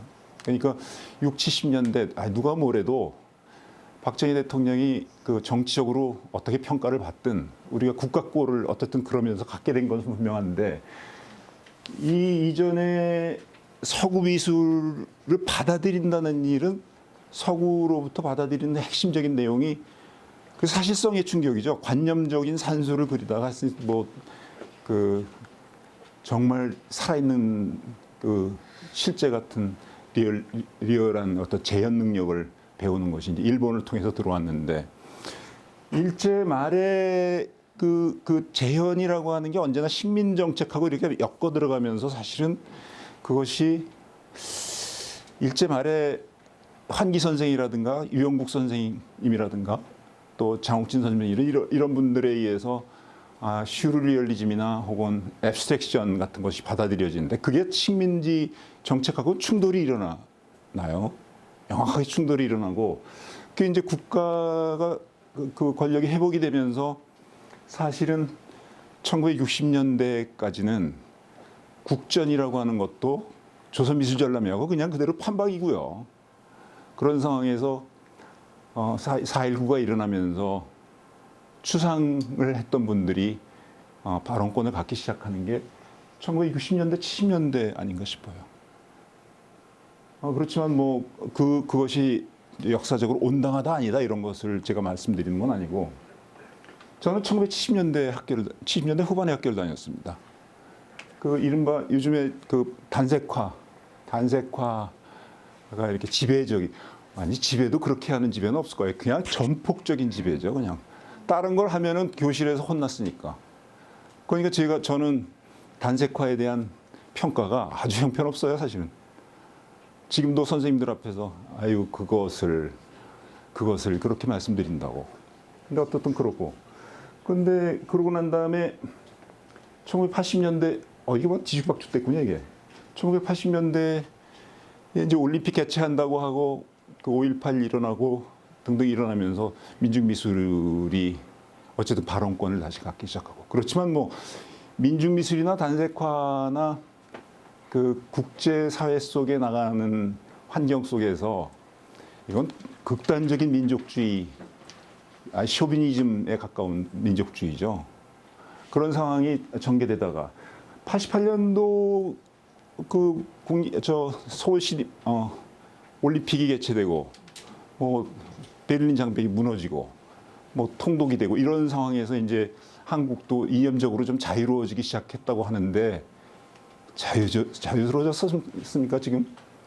저는 아주 피곤해 죽겠어요. 서울에서 못 살겠어. 뉴욕에 와서 살게 해주시면 좋겠어. 어떻든 제 생각이 이렇게 변했어. 넘어갈까요? 제가 이렇게 다 몰아놨어요. 단색화. 저를 가르치시던 분들이 여러 있고 마음이 편치도 않아요 지금. 어떻든 간에. 근데 또 이제 속이 좁은 어린 시절 얘기고 지금 와서 생각해 보면 그것이 가지고 있는 설득력도 적지 않이 있었다는 것을 지금 와서 이제 생각을 해봅니다. 그러니까 철부지일 때 뭐 무슨 생각은 못 하겠어요. 이렇게 얘기하다 보면 이제 설화가 생기겠죠. 이제 귀국이 안 될지도 몰라. 넘어갈까요? 제가 86년도에 국립현대미술관이 그 과천에 제대로 이제 건물을 갖춰서 섰는데 이 문제는 사실은 단순치 않습니다. 1969년에 개관은 했어요. 저 덕수궁 경복궁 후원에 있는 지금은 없어진 건물이지만 옛날에 조선미술전람회가 개최되는 건물입니다. 그게 거기서 개최됐는데 열었는데 그건 뭐 뮤지엄이 아니고 국전 개최 대행기관이에요. 처음에 만들어질 때부터. 그랬으니까 뭐 미술관이라고 할 수는 없죠, 사실은. 그러니까 이제 본격적으로 과천에 이게 참 재미나죠.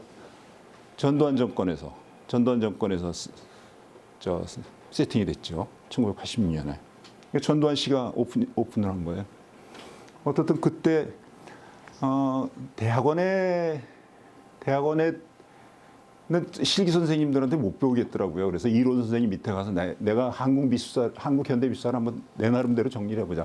늘 뉴욕이나 파리에서 굴러 들어오는 정보를 뒤처리하는 것 같이 보이는 한국 화단이 아주 너무나 질색이었고 부모님께 눈물을 흘려드리면서 시작한 그림을 하는데 내가 이렇게 할 수는 없다라고 하고 들어간 게 이제 홍익대학교 미학미술학과였는데 그때 그 졸업을 하고 나와서 얼쩡거리는데 이게 만들어졌어요. 그래서 여기 들어와서 일을 하게 되니까 저는 그렇게 좋은 그림을 그리던 사람이 붓을 그냥 잠깐 내려놔서. 전 그림을 참 잘 그린 사람이었어요. 정말 아무리 생각해도 그때 만들었던 작품들이 그렇게 좋을 수가 없어. 넘어갈까요? 이렇게 해서 시작이 됐는데 뉴욕에 관한 얘기입니다. 그 사이에 많은 일들이 있었죠.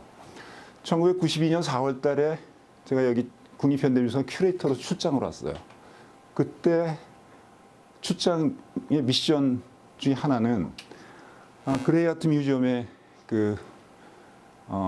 한국 현대미술전을 개최하는 것이 저한테 가서 이제 협약을 해가지고 와라. 그런 거였고, 또 하나는 이제 백남주 선생 전시가 예정돼 있었으니까 백남주 선생 만나 뵙고 저 상황을 좀 여쭙고 와라. 그런 거였어요. 넘어갈까요? 그때 제목이 가제가 위즈 더 네이처였어요. 위즈 더 네이처. 저는 이때 제가 잘했었어야 되는 건데 더 지금에 와서 후회되는 게 많습니다. 뉴욕하고 관련지어서 생각한다면. 위즈 더 네이처는 아까 뭐 백색 단색화에 관한 얘기를 여기다가 소개하는 것이었을 거예요. 그러니까 저는 심정적으로 에휴 정말 또 참 인연도 질기다라는 생각을 했었을 거예요. 잠재적으로. 넘어갈까요? 이 전시가 왜 기획됐었냐면은 89년도에 그레이 아트 뮤지엄에서 어게인스트 더 네이처라고 하는 타이틀로 그 전시를 해서 순회전도 했어요. 미국 내에. 그래서 그때 관장 이름이 폴란드 출신이셨던 것 같은데 스콜로프스키? 저 지금 기억을 못 하겠어요. 어쨌든 그분이었고 이 전시를 해서 그 히트를 치고 난 다음에 이게 한국을 끌어들이지 않으면 동양이 안 보이겠다고 하는 생각을 했었어요. 그리고 제의가 이쪽에서부터 먼저 왔었던 거예요.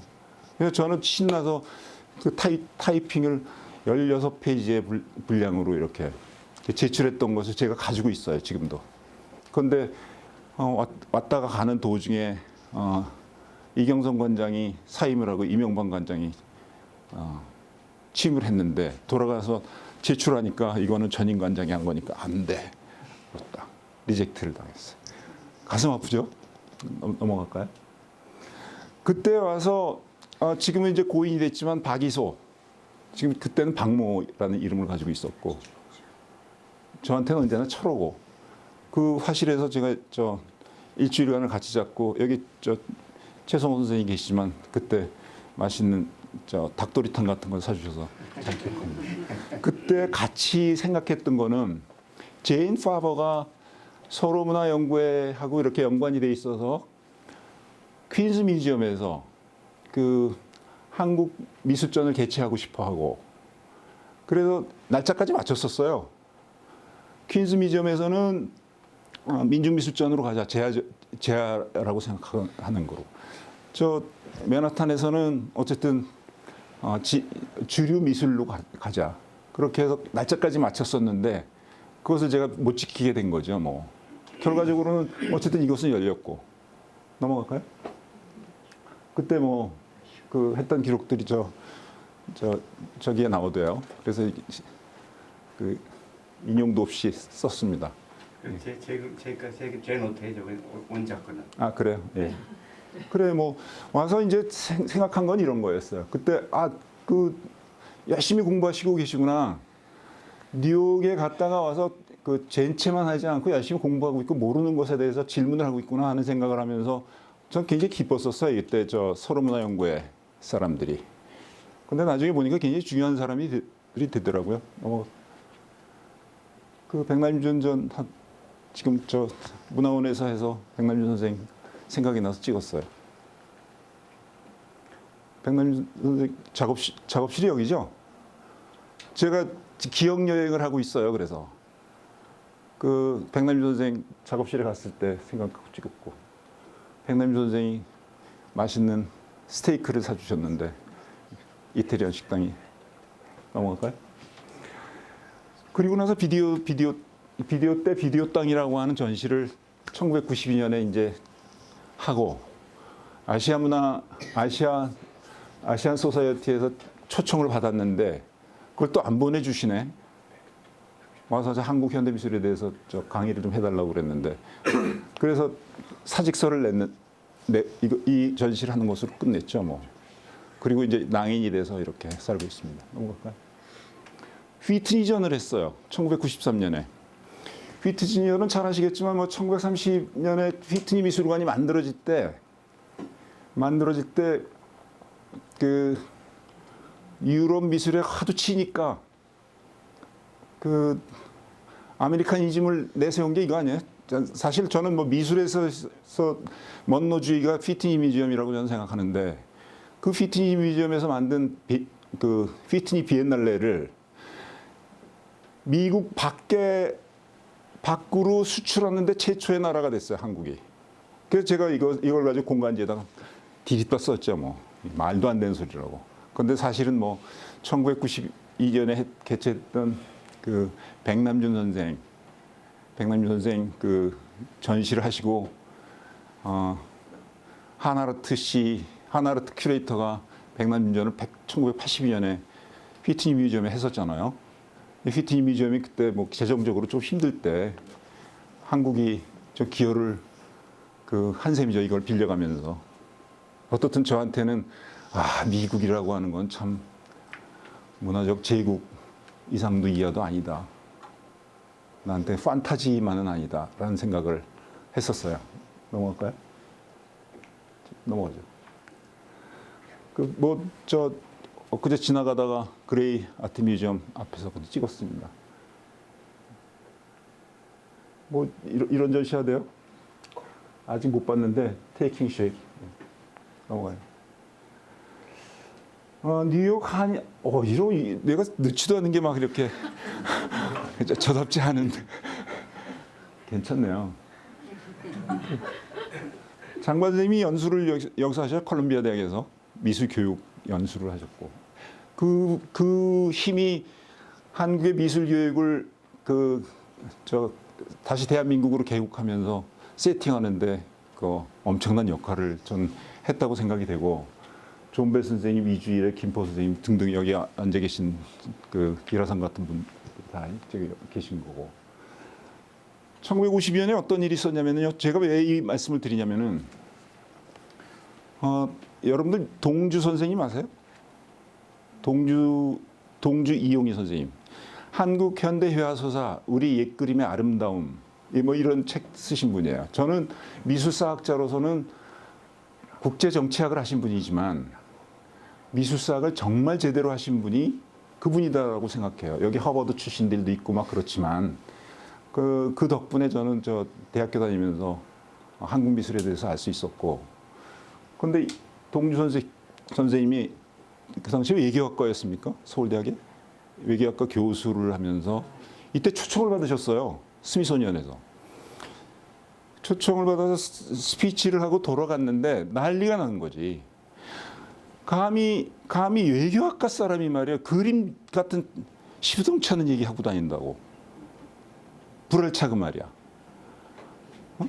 그럴 수가 있냐고. 아까 저 여성 국궁 말씀하셨는데 어쨌든 그래서 호를 동주로 바꿔서 미술에 관한 글을 쓸 때는 동주로 썼어요. 우리의 그림이 우리가 생각하는 미술이란 무엇인가에 대해서 좀 이렇게 점검을 해볼 필요가 있어서 말씀을 드리는 거예요. 동주 선생님을 통해서.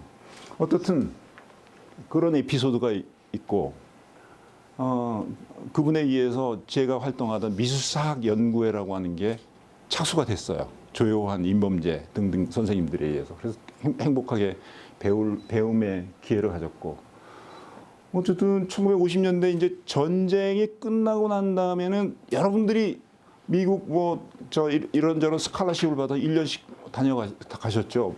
참 재미나는 거는 정규 선생님 같은 분이나 이런 분들은 파인 아티스트거든요. 오셔서 그 공예, 도자 이런 거 전쟁 복구를 해야 되는데 미국의 혜택을 받아서 어쨌든 전쟁 무참하게 깨져버린 한반도에서 그래도 먹고 사는 방법이 뭔가를 궁리하면서 공예 쪽으로 다 전향을 시키신 거죠, 이게. 그랬었고 1957년, 58년 이때쯤이면 한국 미술 명품전이 그 스미소니언을 중심으로 해서 이제 순회를 하기 시작해. 이것도 한국이 절대 전쟁으로 망가져 있기만 한 나라가 아니다. 평화를 되찾았다라고 하는 걸 과시하는, 아마 그건 미국이 과시하고 싶었을 거예요. 한국이 과시하는 것보다도. 그랬을 거고, 뭐 한국 현대미술전이 열렸고 57년, 58년에 넘어갈까요? 이게 김지원 그 당시 국립현대미술관장, 이게 그 첫 이것도 알재단 자료에서 뽑았습니다. 넘어갈까요? 2002년 9월달 어느 날이었습니다. 여러분 잘 아시죠?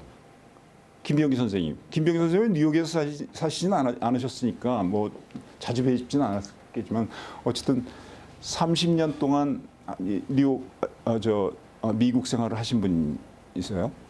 근데 이 자리가 어떤 자리였냐면은 아까 말씀드렸던 유영국 선생님의 마지막 개인전을 제가 기획을 했거든요. 그러면서 선생님 그 작품을 기점하는 그 세미나를 하나 조직을 했어요. 그래서 같은 클래스메이트였어요. 일본의 문화학원의 클래스메이트셨기도 해서 선생님을 초청해서 이제 여러 사람들하고 같이 말씀을 나눌 기회가 있었는데, 오광수 선생, 뭐 김영나 선생 등등.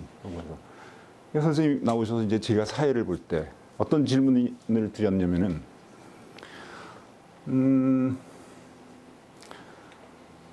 그 1963년에 환기 선생님이 여기 오실 때 그 한국 현대 미술 맥락에서 그분이 여기 불법으로 그 미립국을 하는 것으로 끝나실 수 있는 입장인가에 관한 질문이에요. 1963년에 환기 선생은 한국미술협회 회장이셨고 홍익대학교 미술학부장이셨어요. 그런데 그분이 1963년에 상파울로 비엔날레 커미셔너로 참가해서 작품 갖다 놓고 그 한국으로 안 돌아가시고 그 뉴욕으로 오셨어요. 두 번째로 1965년에 김병기 선생님이 또 그러셨어요. 이때면 김병기 선생님은 두 번째 한국미술협회 회장이셨어요. 그분이 65년에 오셔서 또 안 들어가셨어. 그래, 한기 선생님의 뉴욕 시대가 없었다면은 환기 선생님의 작품 세계에서 에너지가 어디서 나올까? 그 이전 것만 가지고는 그 이전 작업들이 가지고 있는 의미 자체도 굉장히 납작해지는 것은 알겠어요. 아까 말씀드렸지만 어디서 무엇이 되어 다시 만나랴. 그 작품 시리즈가 없었다면은 정말 쓸쓸하다는 생각이 들거든요. 김병기 선생님도 마찬가지일지도 모르죠. 김병기 선생님은 작품이 그렇게 변하지는 않았지만 두 분 선생님한테 그 각각의 예술 세계에서 뉴욕 시대는 미국 시대를 빼놓고 그 예술을 얘기한다면은 답답하긴 하지만 저는 그 후배 그 영 제너레이션 입장에서 학생 때 두 분이 그렇게 하신 것에 대해서 내가 입은 상처라고 하는, 마음의 상처라고 하는 게 어떤 것인가 똑똑히 기억하는 선생님, 그 문제에 대해서 어떻게 생각하시냐고. 너무 지독하죠. 그래서 선생님께서 앉아 계시다가 일어나셔서 한참 계시다가 90도로 이렇게 절을 하셨어요. 정말 공적으로 보면 이건 잘못된 거다. 저는 여기서 공적으로 잘못됐다는 건가, 예술의 문제가 밸런스를 취한다면 뭘까? 저는 당연히 공적인 걸 버리고 사적인 걸 취해야 된다는 생각이 들어요, 지금도. 그렇지만 공적인 자리에서 제가 드릴 수 있는 말씀은 그것이라는 거예요. 어떻든 제가 그 세미나 하면서 사회봤던 그 녹취록이 그 한국 근대미술사 10집에 이렇게 첨부가 돼 있어요. 넘어갈까요? 저 이용구 선생님 말씀 나와서 이용구 선생님은 친구들이 다 50년대에는 파리로 갔고 60년대에 들어오면은 이제 뉴욕 쪽으로 자리를 옮기시고 그럴 때 뭐 개인적인 사정도 있었겠죠. 근데 그 한국에서 움직이지 않으셨어요. 그리고 제가 어떻든 굉장히 존경하는 작가 중에 한 분이어서 재단 이사의 이사 노릇하고 있습니다. 넘어갈까요? 넘어가죠. 상파울로 비엔날레 7회 이 비엔날레. 넘어갈까요? 엊그제 저 모마에 갔더니 라틴 앱스트랙션들을 하는데 상파울루 비엔날레 1회 포스터가 있어서 찍었어요. 넘어가죠. 제가 이제 말씀드리고자 하는 거는 이게 너무 길어지는데 그냥 넘어갈지도 모르겠어요. 한국 사람들한테 미술이라는 게 도대체 무엇인가에 관한 질문이에요. 그리고 한국 미술에 관한 경험을 가지고 계신 분들이 뉴욕에 와서 이주해서 사실 때 미술은 무엇일까? 그것은 파인아트로서의 미술일까? 아니면 한국식 발음으로서 한국화된 미술이라고 하는 개념으로 얘기하는 게 맞을까? 이런저런 의문을 갖고 이제 호기심을 갖고 있어요. 그것에 대해서 글을 쓰고 싶고, 이건 아주 구체적으로 갖고 있는 생각인데 어디까지 나갈지 모르죠. 뭐. 어쨌든 파인아트를 이렇게 번역했어요. 아름다움을 미자 기술자. 그래서 fine 미 기술술 이렇게. 이렇게 되면서 이거는 뭐 넘어가죠. 이 미술이라고 하는 개념의 조어는 아름다움을 미자하고 기술술자를 같이 붙여서 써본 적은 없어요. 한자 문어권에서. 이건 명확하게 1878년 비인박람회 출품을 위해서 비인에서 온 그 출품 요강을 번역하는 과정에서 모자르, 셰네 쿤스트를 번역한 거예요. 아름다움을 미자 기술자로. 그러면서 이제 조어된 게 굉장히 많죠. 한국말들이 대부분 근대의 일본에 의해서 대부분 19세기 말에 조가 된 거기 때문에 회화, 조각, 공예 이런 거 하나도 우리말 아니죠, 사실. 일본의 19세기 말에 국가 이데올로기도 간간히 들어가는 것이고 그렇게 해서 하여튼 번역이 됐는데 참 재미나는 거는 회화, 조각, 건축 이런 말은 한중일 한자 문화권이 다 공유해서 쓰고 있어요. 이게 밖에서 받아들이는 걸 제일 앞에서 일본이 번역해내는 과정에서 일본이 번역한 걸 그대로 갖다 쓰고 있습니다. 그런데 서해, 우리는 서해라고 그러죠, 서해. 한국에서는 서해라고 그래요. 일본에서는 서도라고 그럽니다. 중국에서는 서법이라고 그래요. 이 법, 예, 도, 이 말을 번역하는 거는요, 서양에서 그렇게 그다지 처음에 첨예하게 관심이 없었기 때문에 통일이 되지 않았죠. 그러니까 이것 가지고 혼돈이 일어나. 왜 니들은 서해라고 하냐? 왜 니들은 법이라고 하냐? 그런데 이 문제는 적어도 번역, 트랜슬레이션의 문제가 전혀 문제가 되지 않는 상황이었다는 거예요. 그러니까 이게 서양과의 경계 상황에서 일어난. 어쨌든 이렇게 해서 만들어진 것 중에 제가 가장 못 견뎌하는 것 중에 하나가 박물관 미술관이라는 겁니다. 똑같은 뮤지엄을 놓고 박물관 협회가 따로 있고 미술관 협회가 따로 있어요. 정부 기금 받아 먹기는 참 좋아서. 전 그래서 박물관이든 미술관이든 전적으로 한글이 아니다. 오히려 나는 뮤지엄이라고 우리가 그냥 영어로 쓰자라고 하는 것을 제가 얘기하는데 전혀 그게 자기들의 경제적인 밑받침이 되는데 손해가 일어나거든요. 정부에서 돈 나눠 먹는데. 이렇게 얘기하면 안 돼요. 이렇게 나눠 먹는데. 어쨌든 미술은 옛 골동품들은 박물이라고 했고 메이킹의 산물들은 미술이라고 그랬어요. 그래서 이것은 옛 것, 과거 것, 현재 것. 그러니까 완벽하게 이 언어에 의해서 과거가 타자화되고 우리의 과거는 마치 우리가 아닌 것 같이 대상화시키고 이런 일이 벌어지는 거죠. 넘어갑시다. 뭐 미학, 미술, 아름다움을 미자 이런 말들도요. 도무지 혼돈스러워요.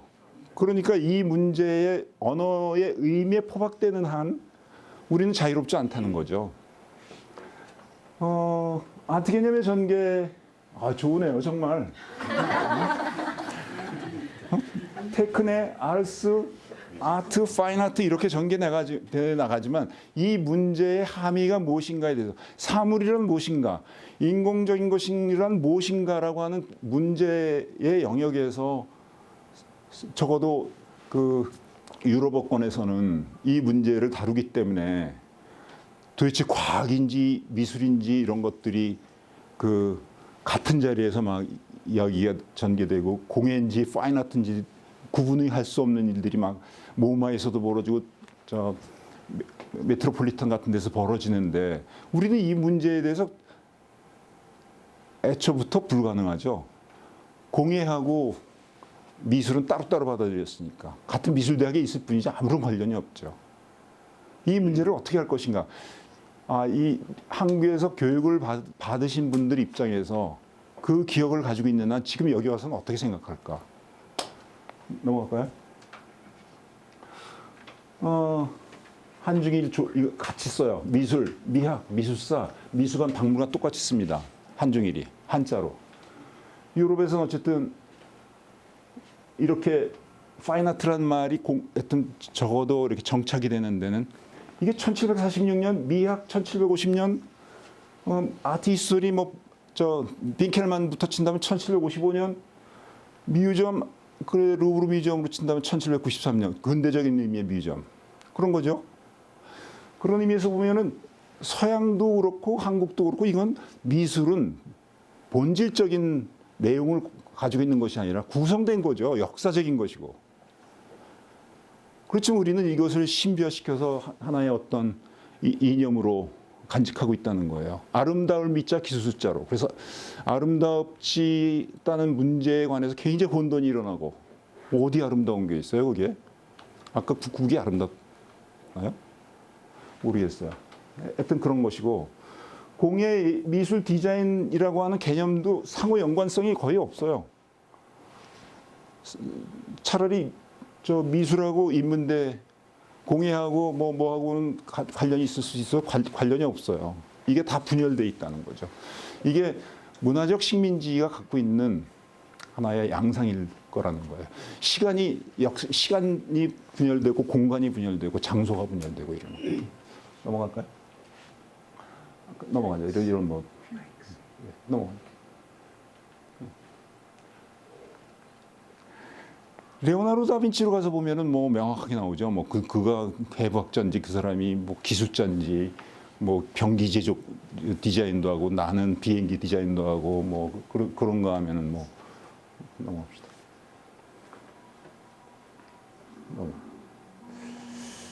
어쨌든 이 책이죠.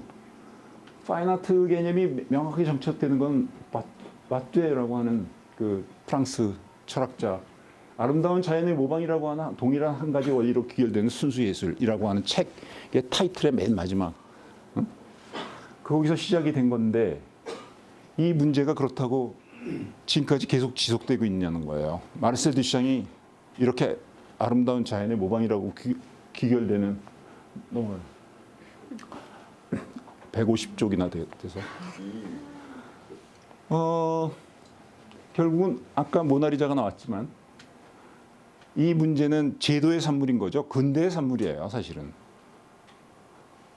그 부르봉 왕가가 무너지고 루이 16세가 길로틴에 참수되는 그 해에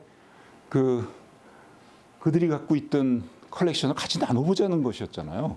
그러니까 미술관 없이 근대의 파인아트 개념의 그 정착은 불가능한 것이고 그 자리에 그 지저스 크라이스트 혹은 절대 왕권의 그 권력을 거머쥔 자의 자리에 바로 그림들이 들어가는 거 아니에요? 그 핵심적인 자리에.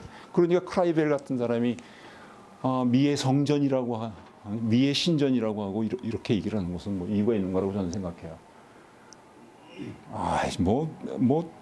이게 난 그림을 보는 방식인지 뭔지 모르지만 하여튼 루브르에 특히 한국 학생들은요 루브르에 가면은 그 비싼 티켓팅하고 쫙 가서 레오나르도 다빈치 그 모나리자 앞에서 사진 찍고 오는 것이 루브르 관람의 전부죠. 그냥 헷갈리니까 거기 들어가면 뭐 별거 다 있잖아요. 갑옷부터 뭐 별거 다 있잖아요.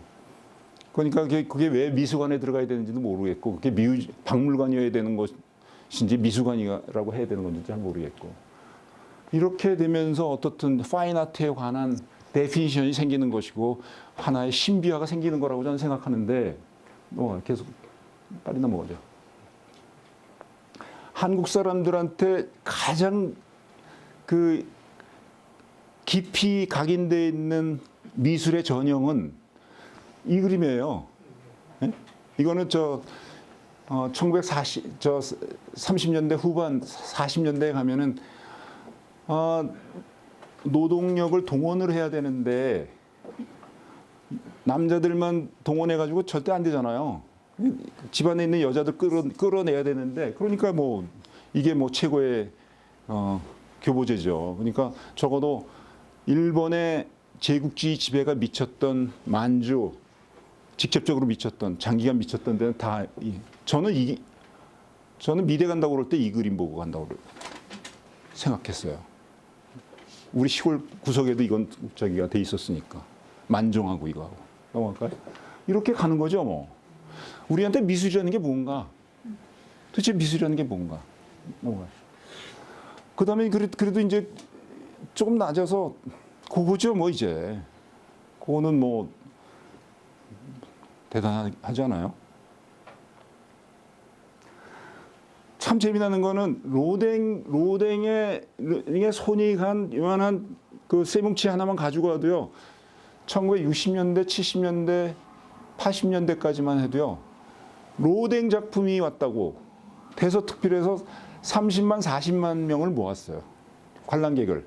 그런데 불과 몇 년 전에 서울시립미술관에서 로댕전을 2층에서 하고 아래에서는 만네이전을 했는데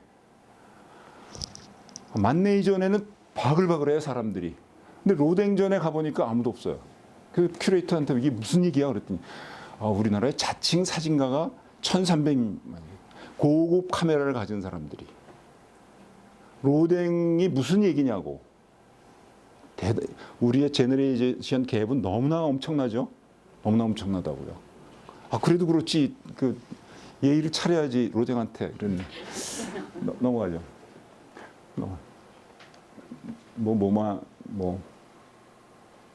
학생들한테 미술이 무엇인가를 가르칠 때 제가 하도 급해서 이거 그냥 공예도 이렇게 해야 되는데 공예를 같이 붙여서 쓴 적 없어요. 예를 공은 나눠 화공 이렇게 쓸 때. 옛날에 공돌이였다가 우리가 이제 어쨌든 인문학적 소양을 갖춘 하나의 아티스트로서 이제 뜨는 건데 그래 뭐 이게 다 지나가요. 저는 그래서 한국 미술 교육 속에 사물이라고 하는 것, 오브젝트라고 하는 것, 인간이 만든 인위적 사물이라고 하는 것에 대한 질문이 있는가 과연? 물론 뭐 김환기 선생도 도자기 갖다 그려놓고 그리고 도상봉송도 그리고 그리고 그러죠. 근데 그 문제가 그 사물에 대한 질문인가? 재현성에 관한 어떤 희열인가? 뭐 하여튼 이런 거 저런 거 생각을 해보는데 엔사이클로피디아 디드로 달랑베르의 그 백과전서의 한 챕터 속에는 뮤지엄에 관한 디자인이 있죠. 뮤지엄에 관한 디자인도 있고 거기에 보여지는 여러 가지 사물들에 관한 그 정보들을 이렇게 수록해서 발간을 해서 적어도 그 계몽의 문제를 저는 최근에는 사실은 파인아트 뮤지엄보다는 산업박물관이 훨씬 더 파인아트 문제를 고민하는데 더 많은 아이디어를 제공하는 것 같아서 좋더라고요.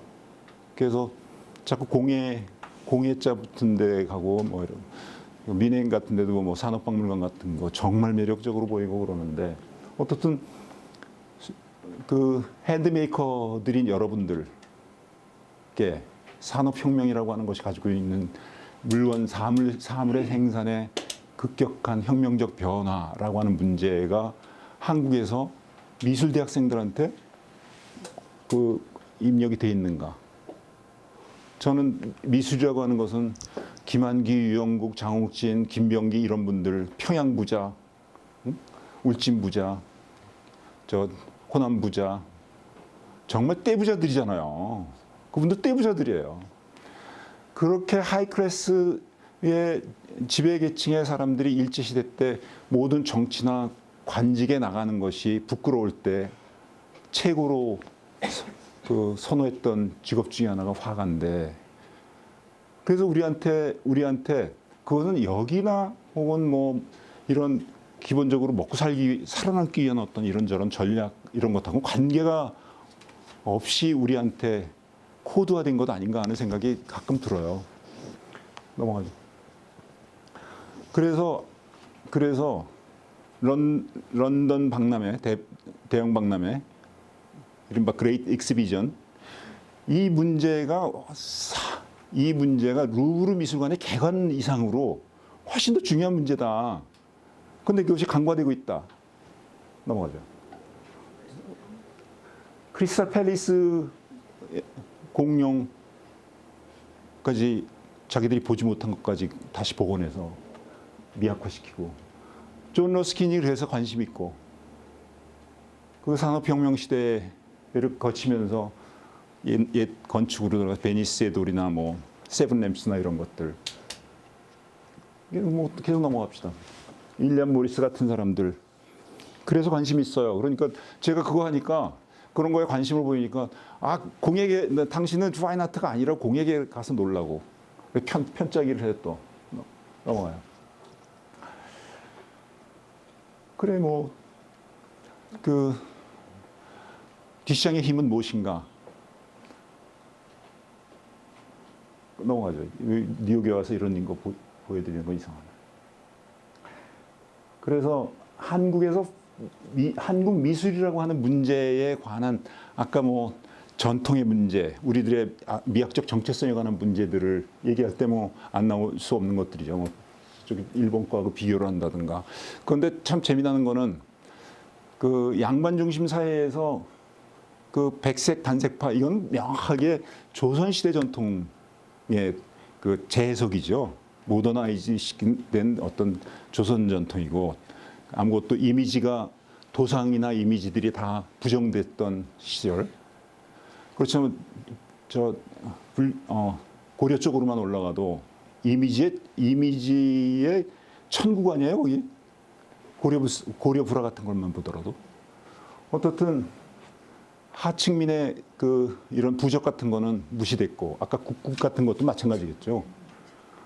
이건 조금 좀 돌아가 볼까요? 첩뛰는 부적이에요. 첩뛰는. 굉장히 실용적. 근데 이게 여기에서 이제 아름다운 미자를 끌어대기 시작하면 복잡해지죠. 넘어갈까요?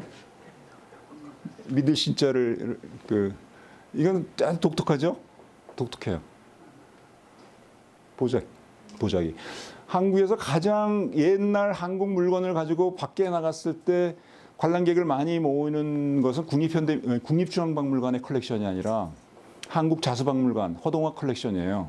그 양반은 뭐 이렇게 도자기 모으다가 매냥 돈 없으니까 그 의사 부인 눈치 봐가면서 컬렉션 하다가 매일 이렇게 흠이 난 거나 하고 뭐 깨진 거나 사고 그러다가 어느 날 아니다, 이건 아니다. 나도 온전한 물건 사보자 그러고 살 수 있었던 게 베갯잎, 이런 보자기 이런 거예요.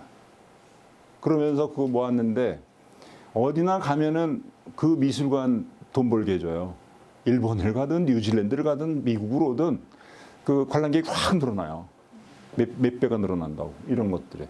이 문제가 결국은 파인아트 문제라고 하는 것에 관한 어떤 역사적 시기에 있었던 얘기들을 가지고 자꾸 지금 21세기를 살면서 그것을 다시 재현하려고 하고 그 혼돈스럽게 생각하는 건 좀 잘못된 거 아니냐는 거죠.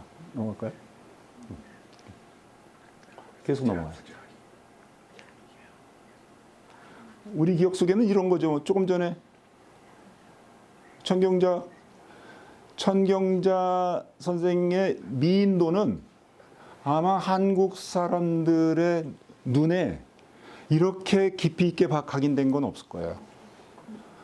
그 KBS 9시 뉴스부터 시작해서 이것도 1991년도의 미인도 사건, 거기 핵심 직접 당사자가 저였습니다.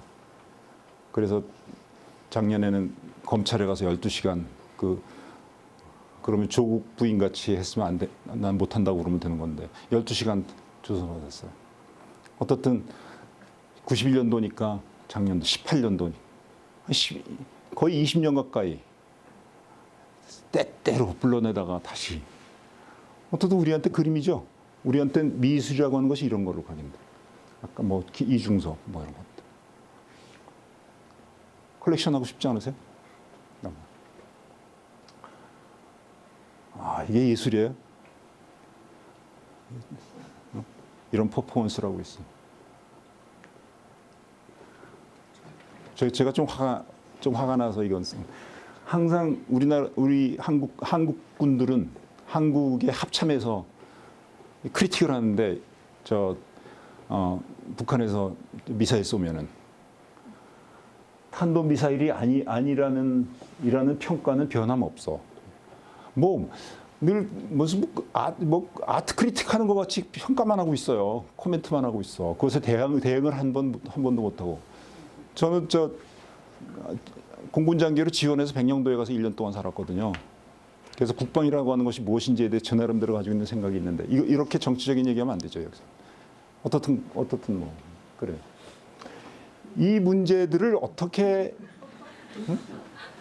넘어가요. 넘어가요. 2011년부터 제가 드나들었던 것 같아요. 다시 뉴욕을. 그래서 2011년도 이후 제가 엊그제 뉴저지에 사는데 성조기가 딱 휘날리는데 밑에 오리들이 너무 예뻐갖고 찍었는데 사진 기술이 별로 안 좋아서 그 핸드폰에 미숙해요 제가. 넘어갈까요? 알 파운데이션 그 수상자들 작품들을 다 봤는데 여기 이미지를 하나도 못 올렸어요. 수상자들을 보면서 이런저런 생각도 많이 들었고. 넘어갈까요? 제가 뉴욕에서 현재 일어나고 있는 일들을 작가분들을 개별적으로 접촉하신 분들 많지만 어떻든 리프레트를 통해서 살펴볼 만큼 살펴봤습니다. 넘어갈까요?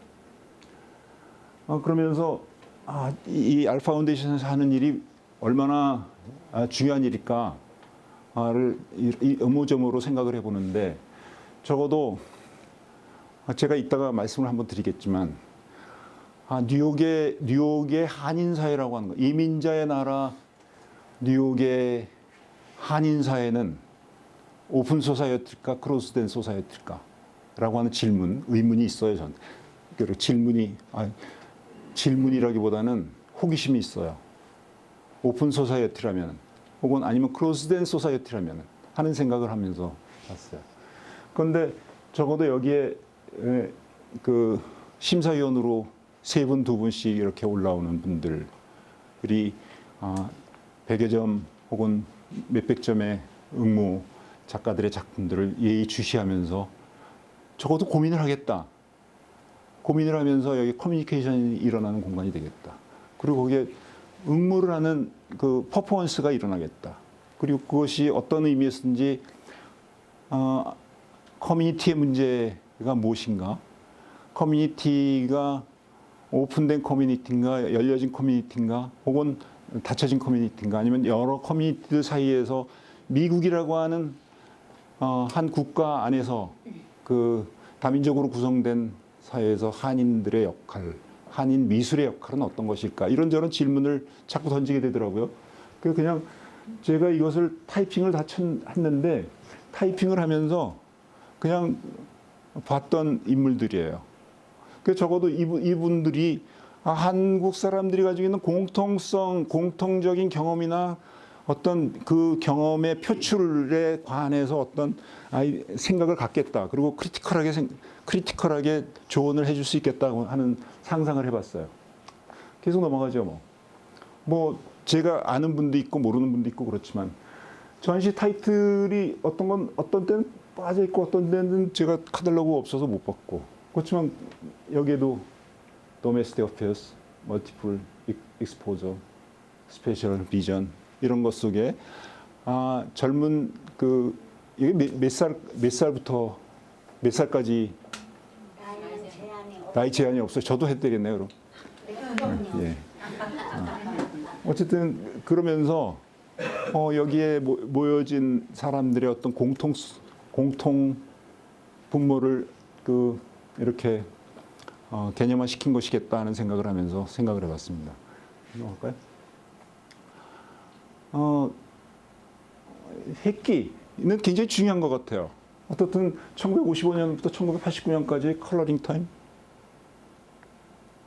또 1989년부터 2001년까지 쉐이드 오브 타임, 다 타임의 문제. 여기 온 순서를 말씀하시는 거겠다. 온 순서에 따라 이게 성격도 달라지고 연령도 달라지고 이런 거겠다라는 생각을 하면서 잘 읽었습니다. 충분히 읽지는 못했어도 그래서 1945년 한국 미술에서 뉴욕이라고 하는 장소는 도대체 무엇일까?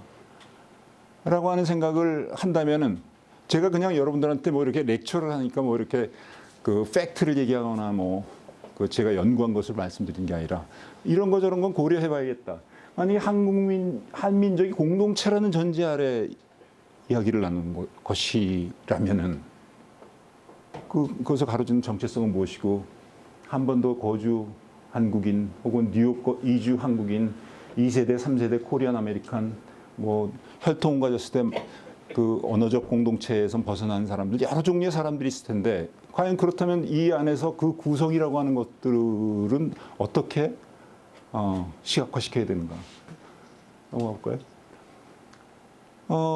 뉴욕에 거주하고 계신 분들과 그 밖에 도쿄라든가 파리라든가 런던, 베를린, 암스테르담, 여기저기 왔다 갔다 하시는 분들도 많으신데, 뉴욕적 특성이라고 하는 문제가 있다면 어떤 것일까라는 생각을, 이런 차이를 고려를 좀 해봐야 되겠다는 생각이 들고요. 뉴욕은 왜 오셨을까? 뉴욕에 와서는 온 이유에 대한 어떤 충분한 실천이 계신가? 이런저런 생각. 그다음에 어떤 시간의 흐름에 따라서 해방, 한국전쟁 등등, 서울올림픽, 해외여행 및 유학자 유학,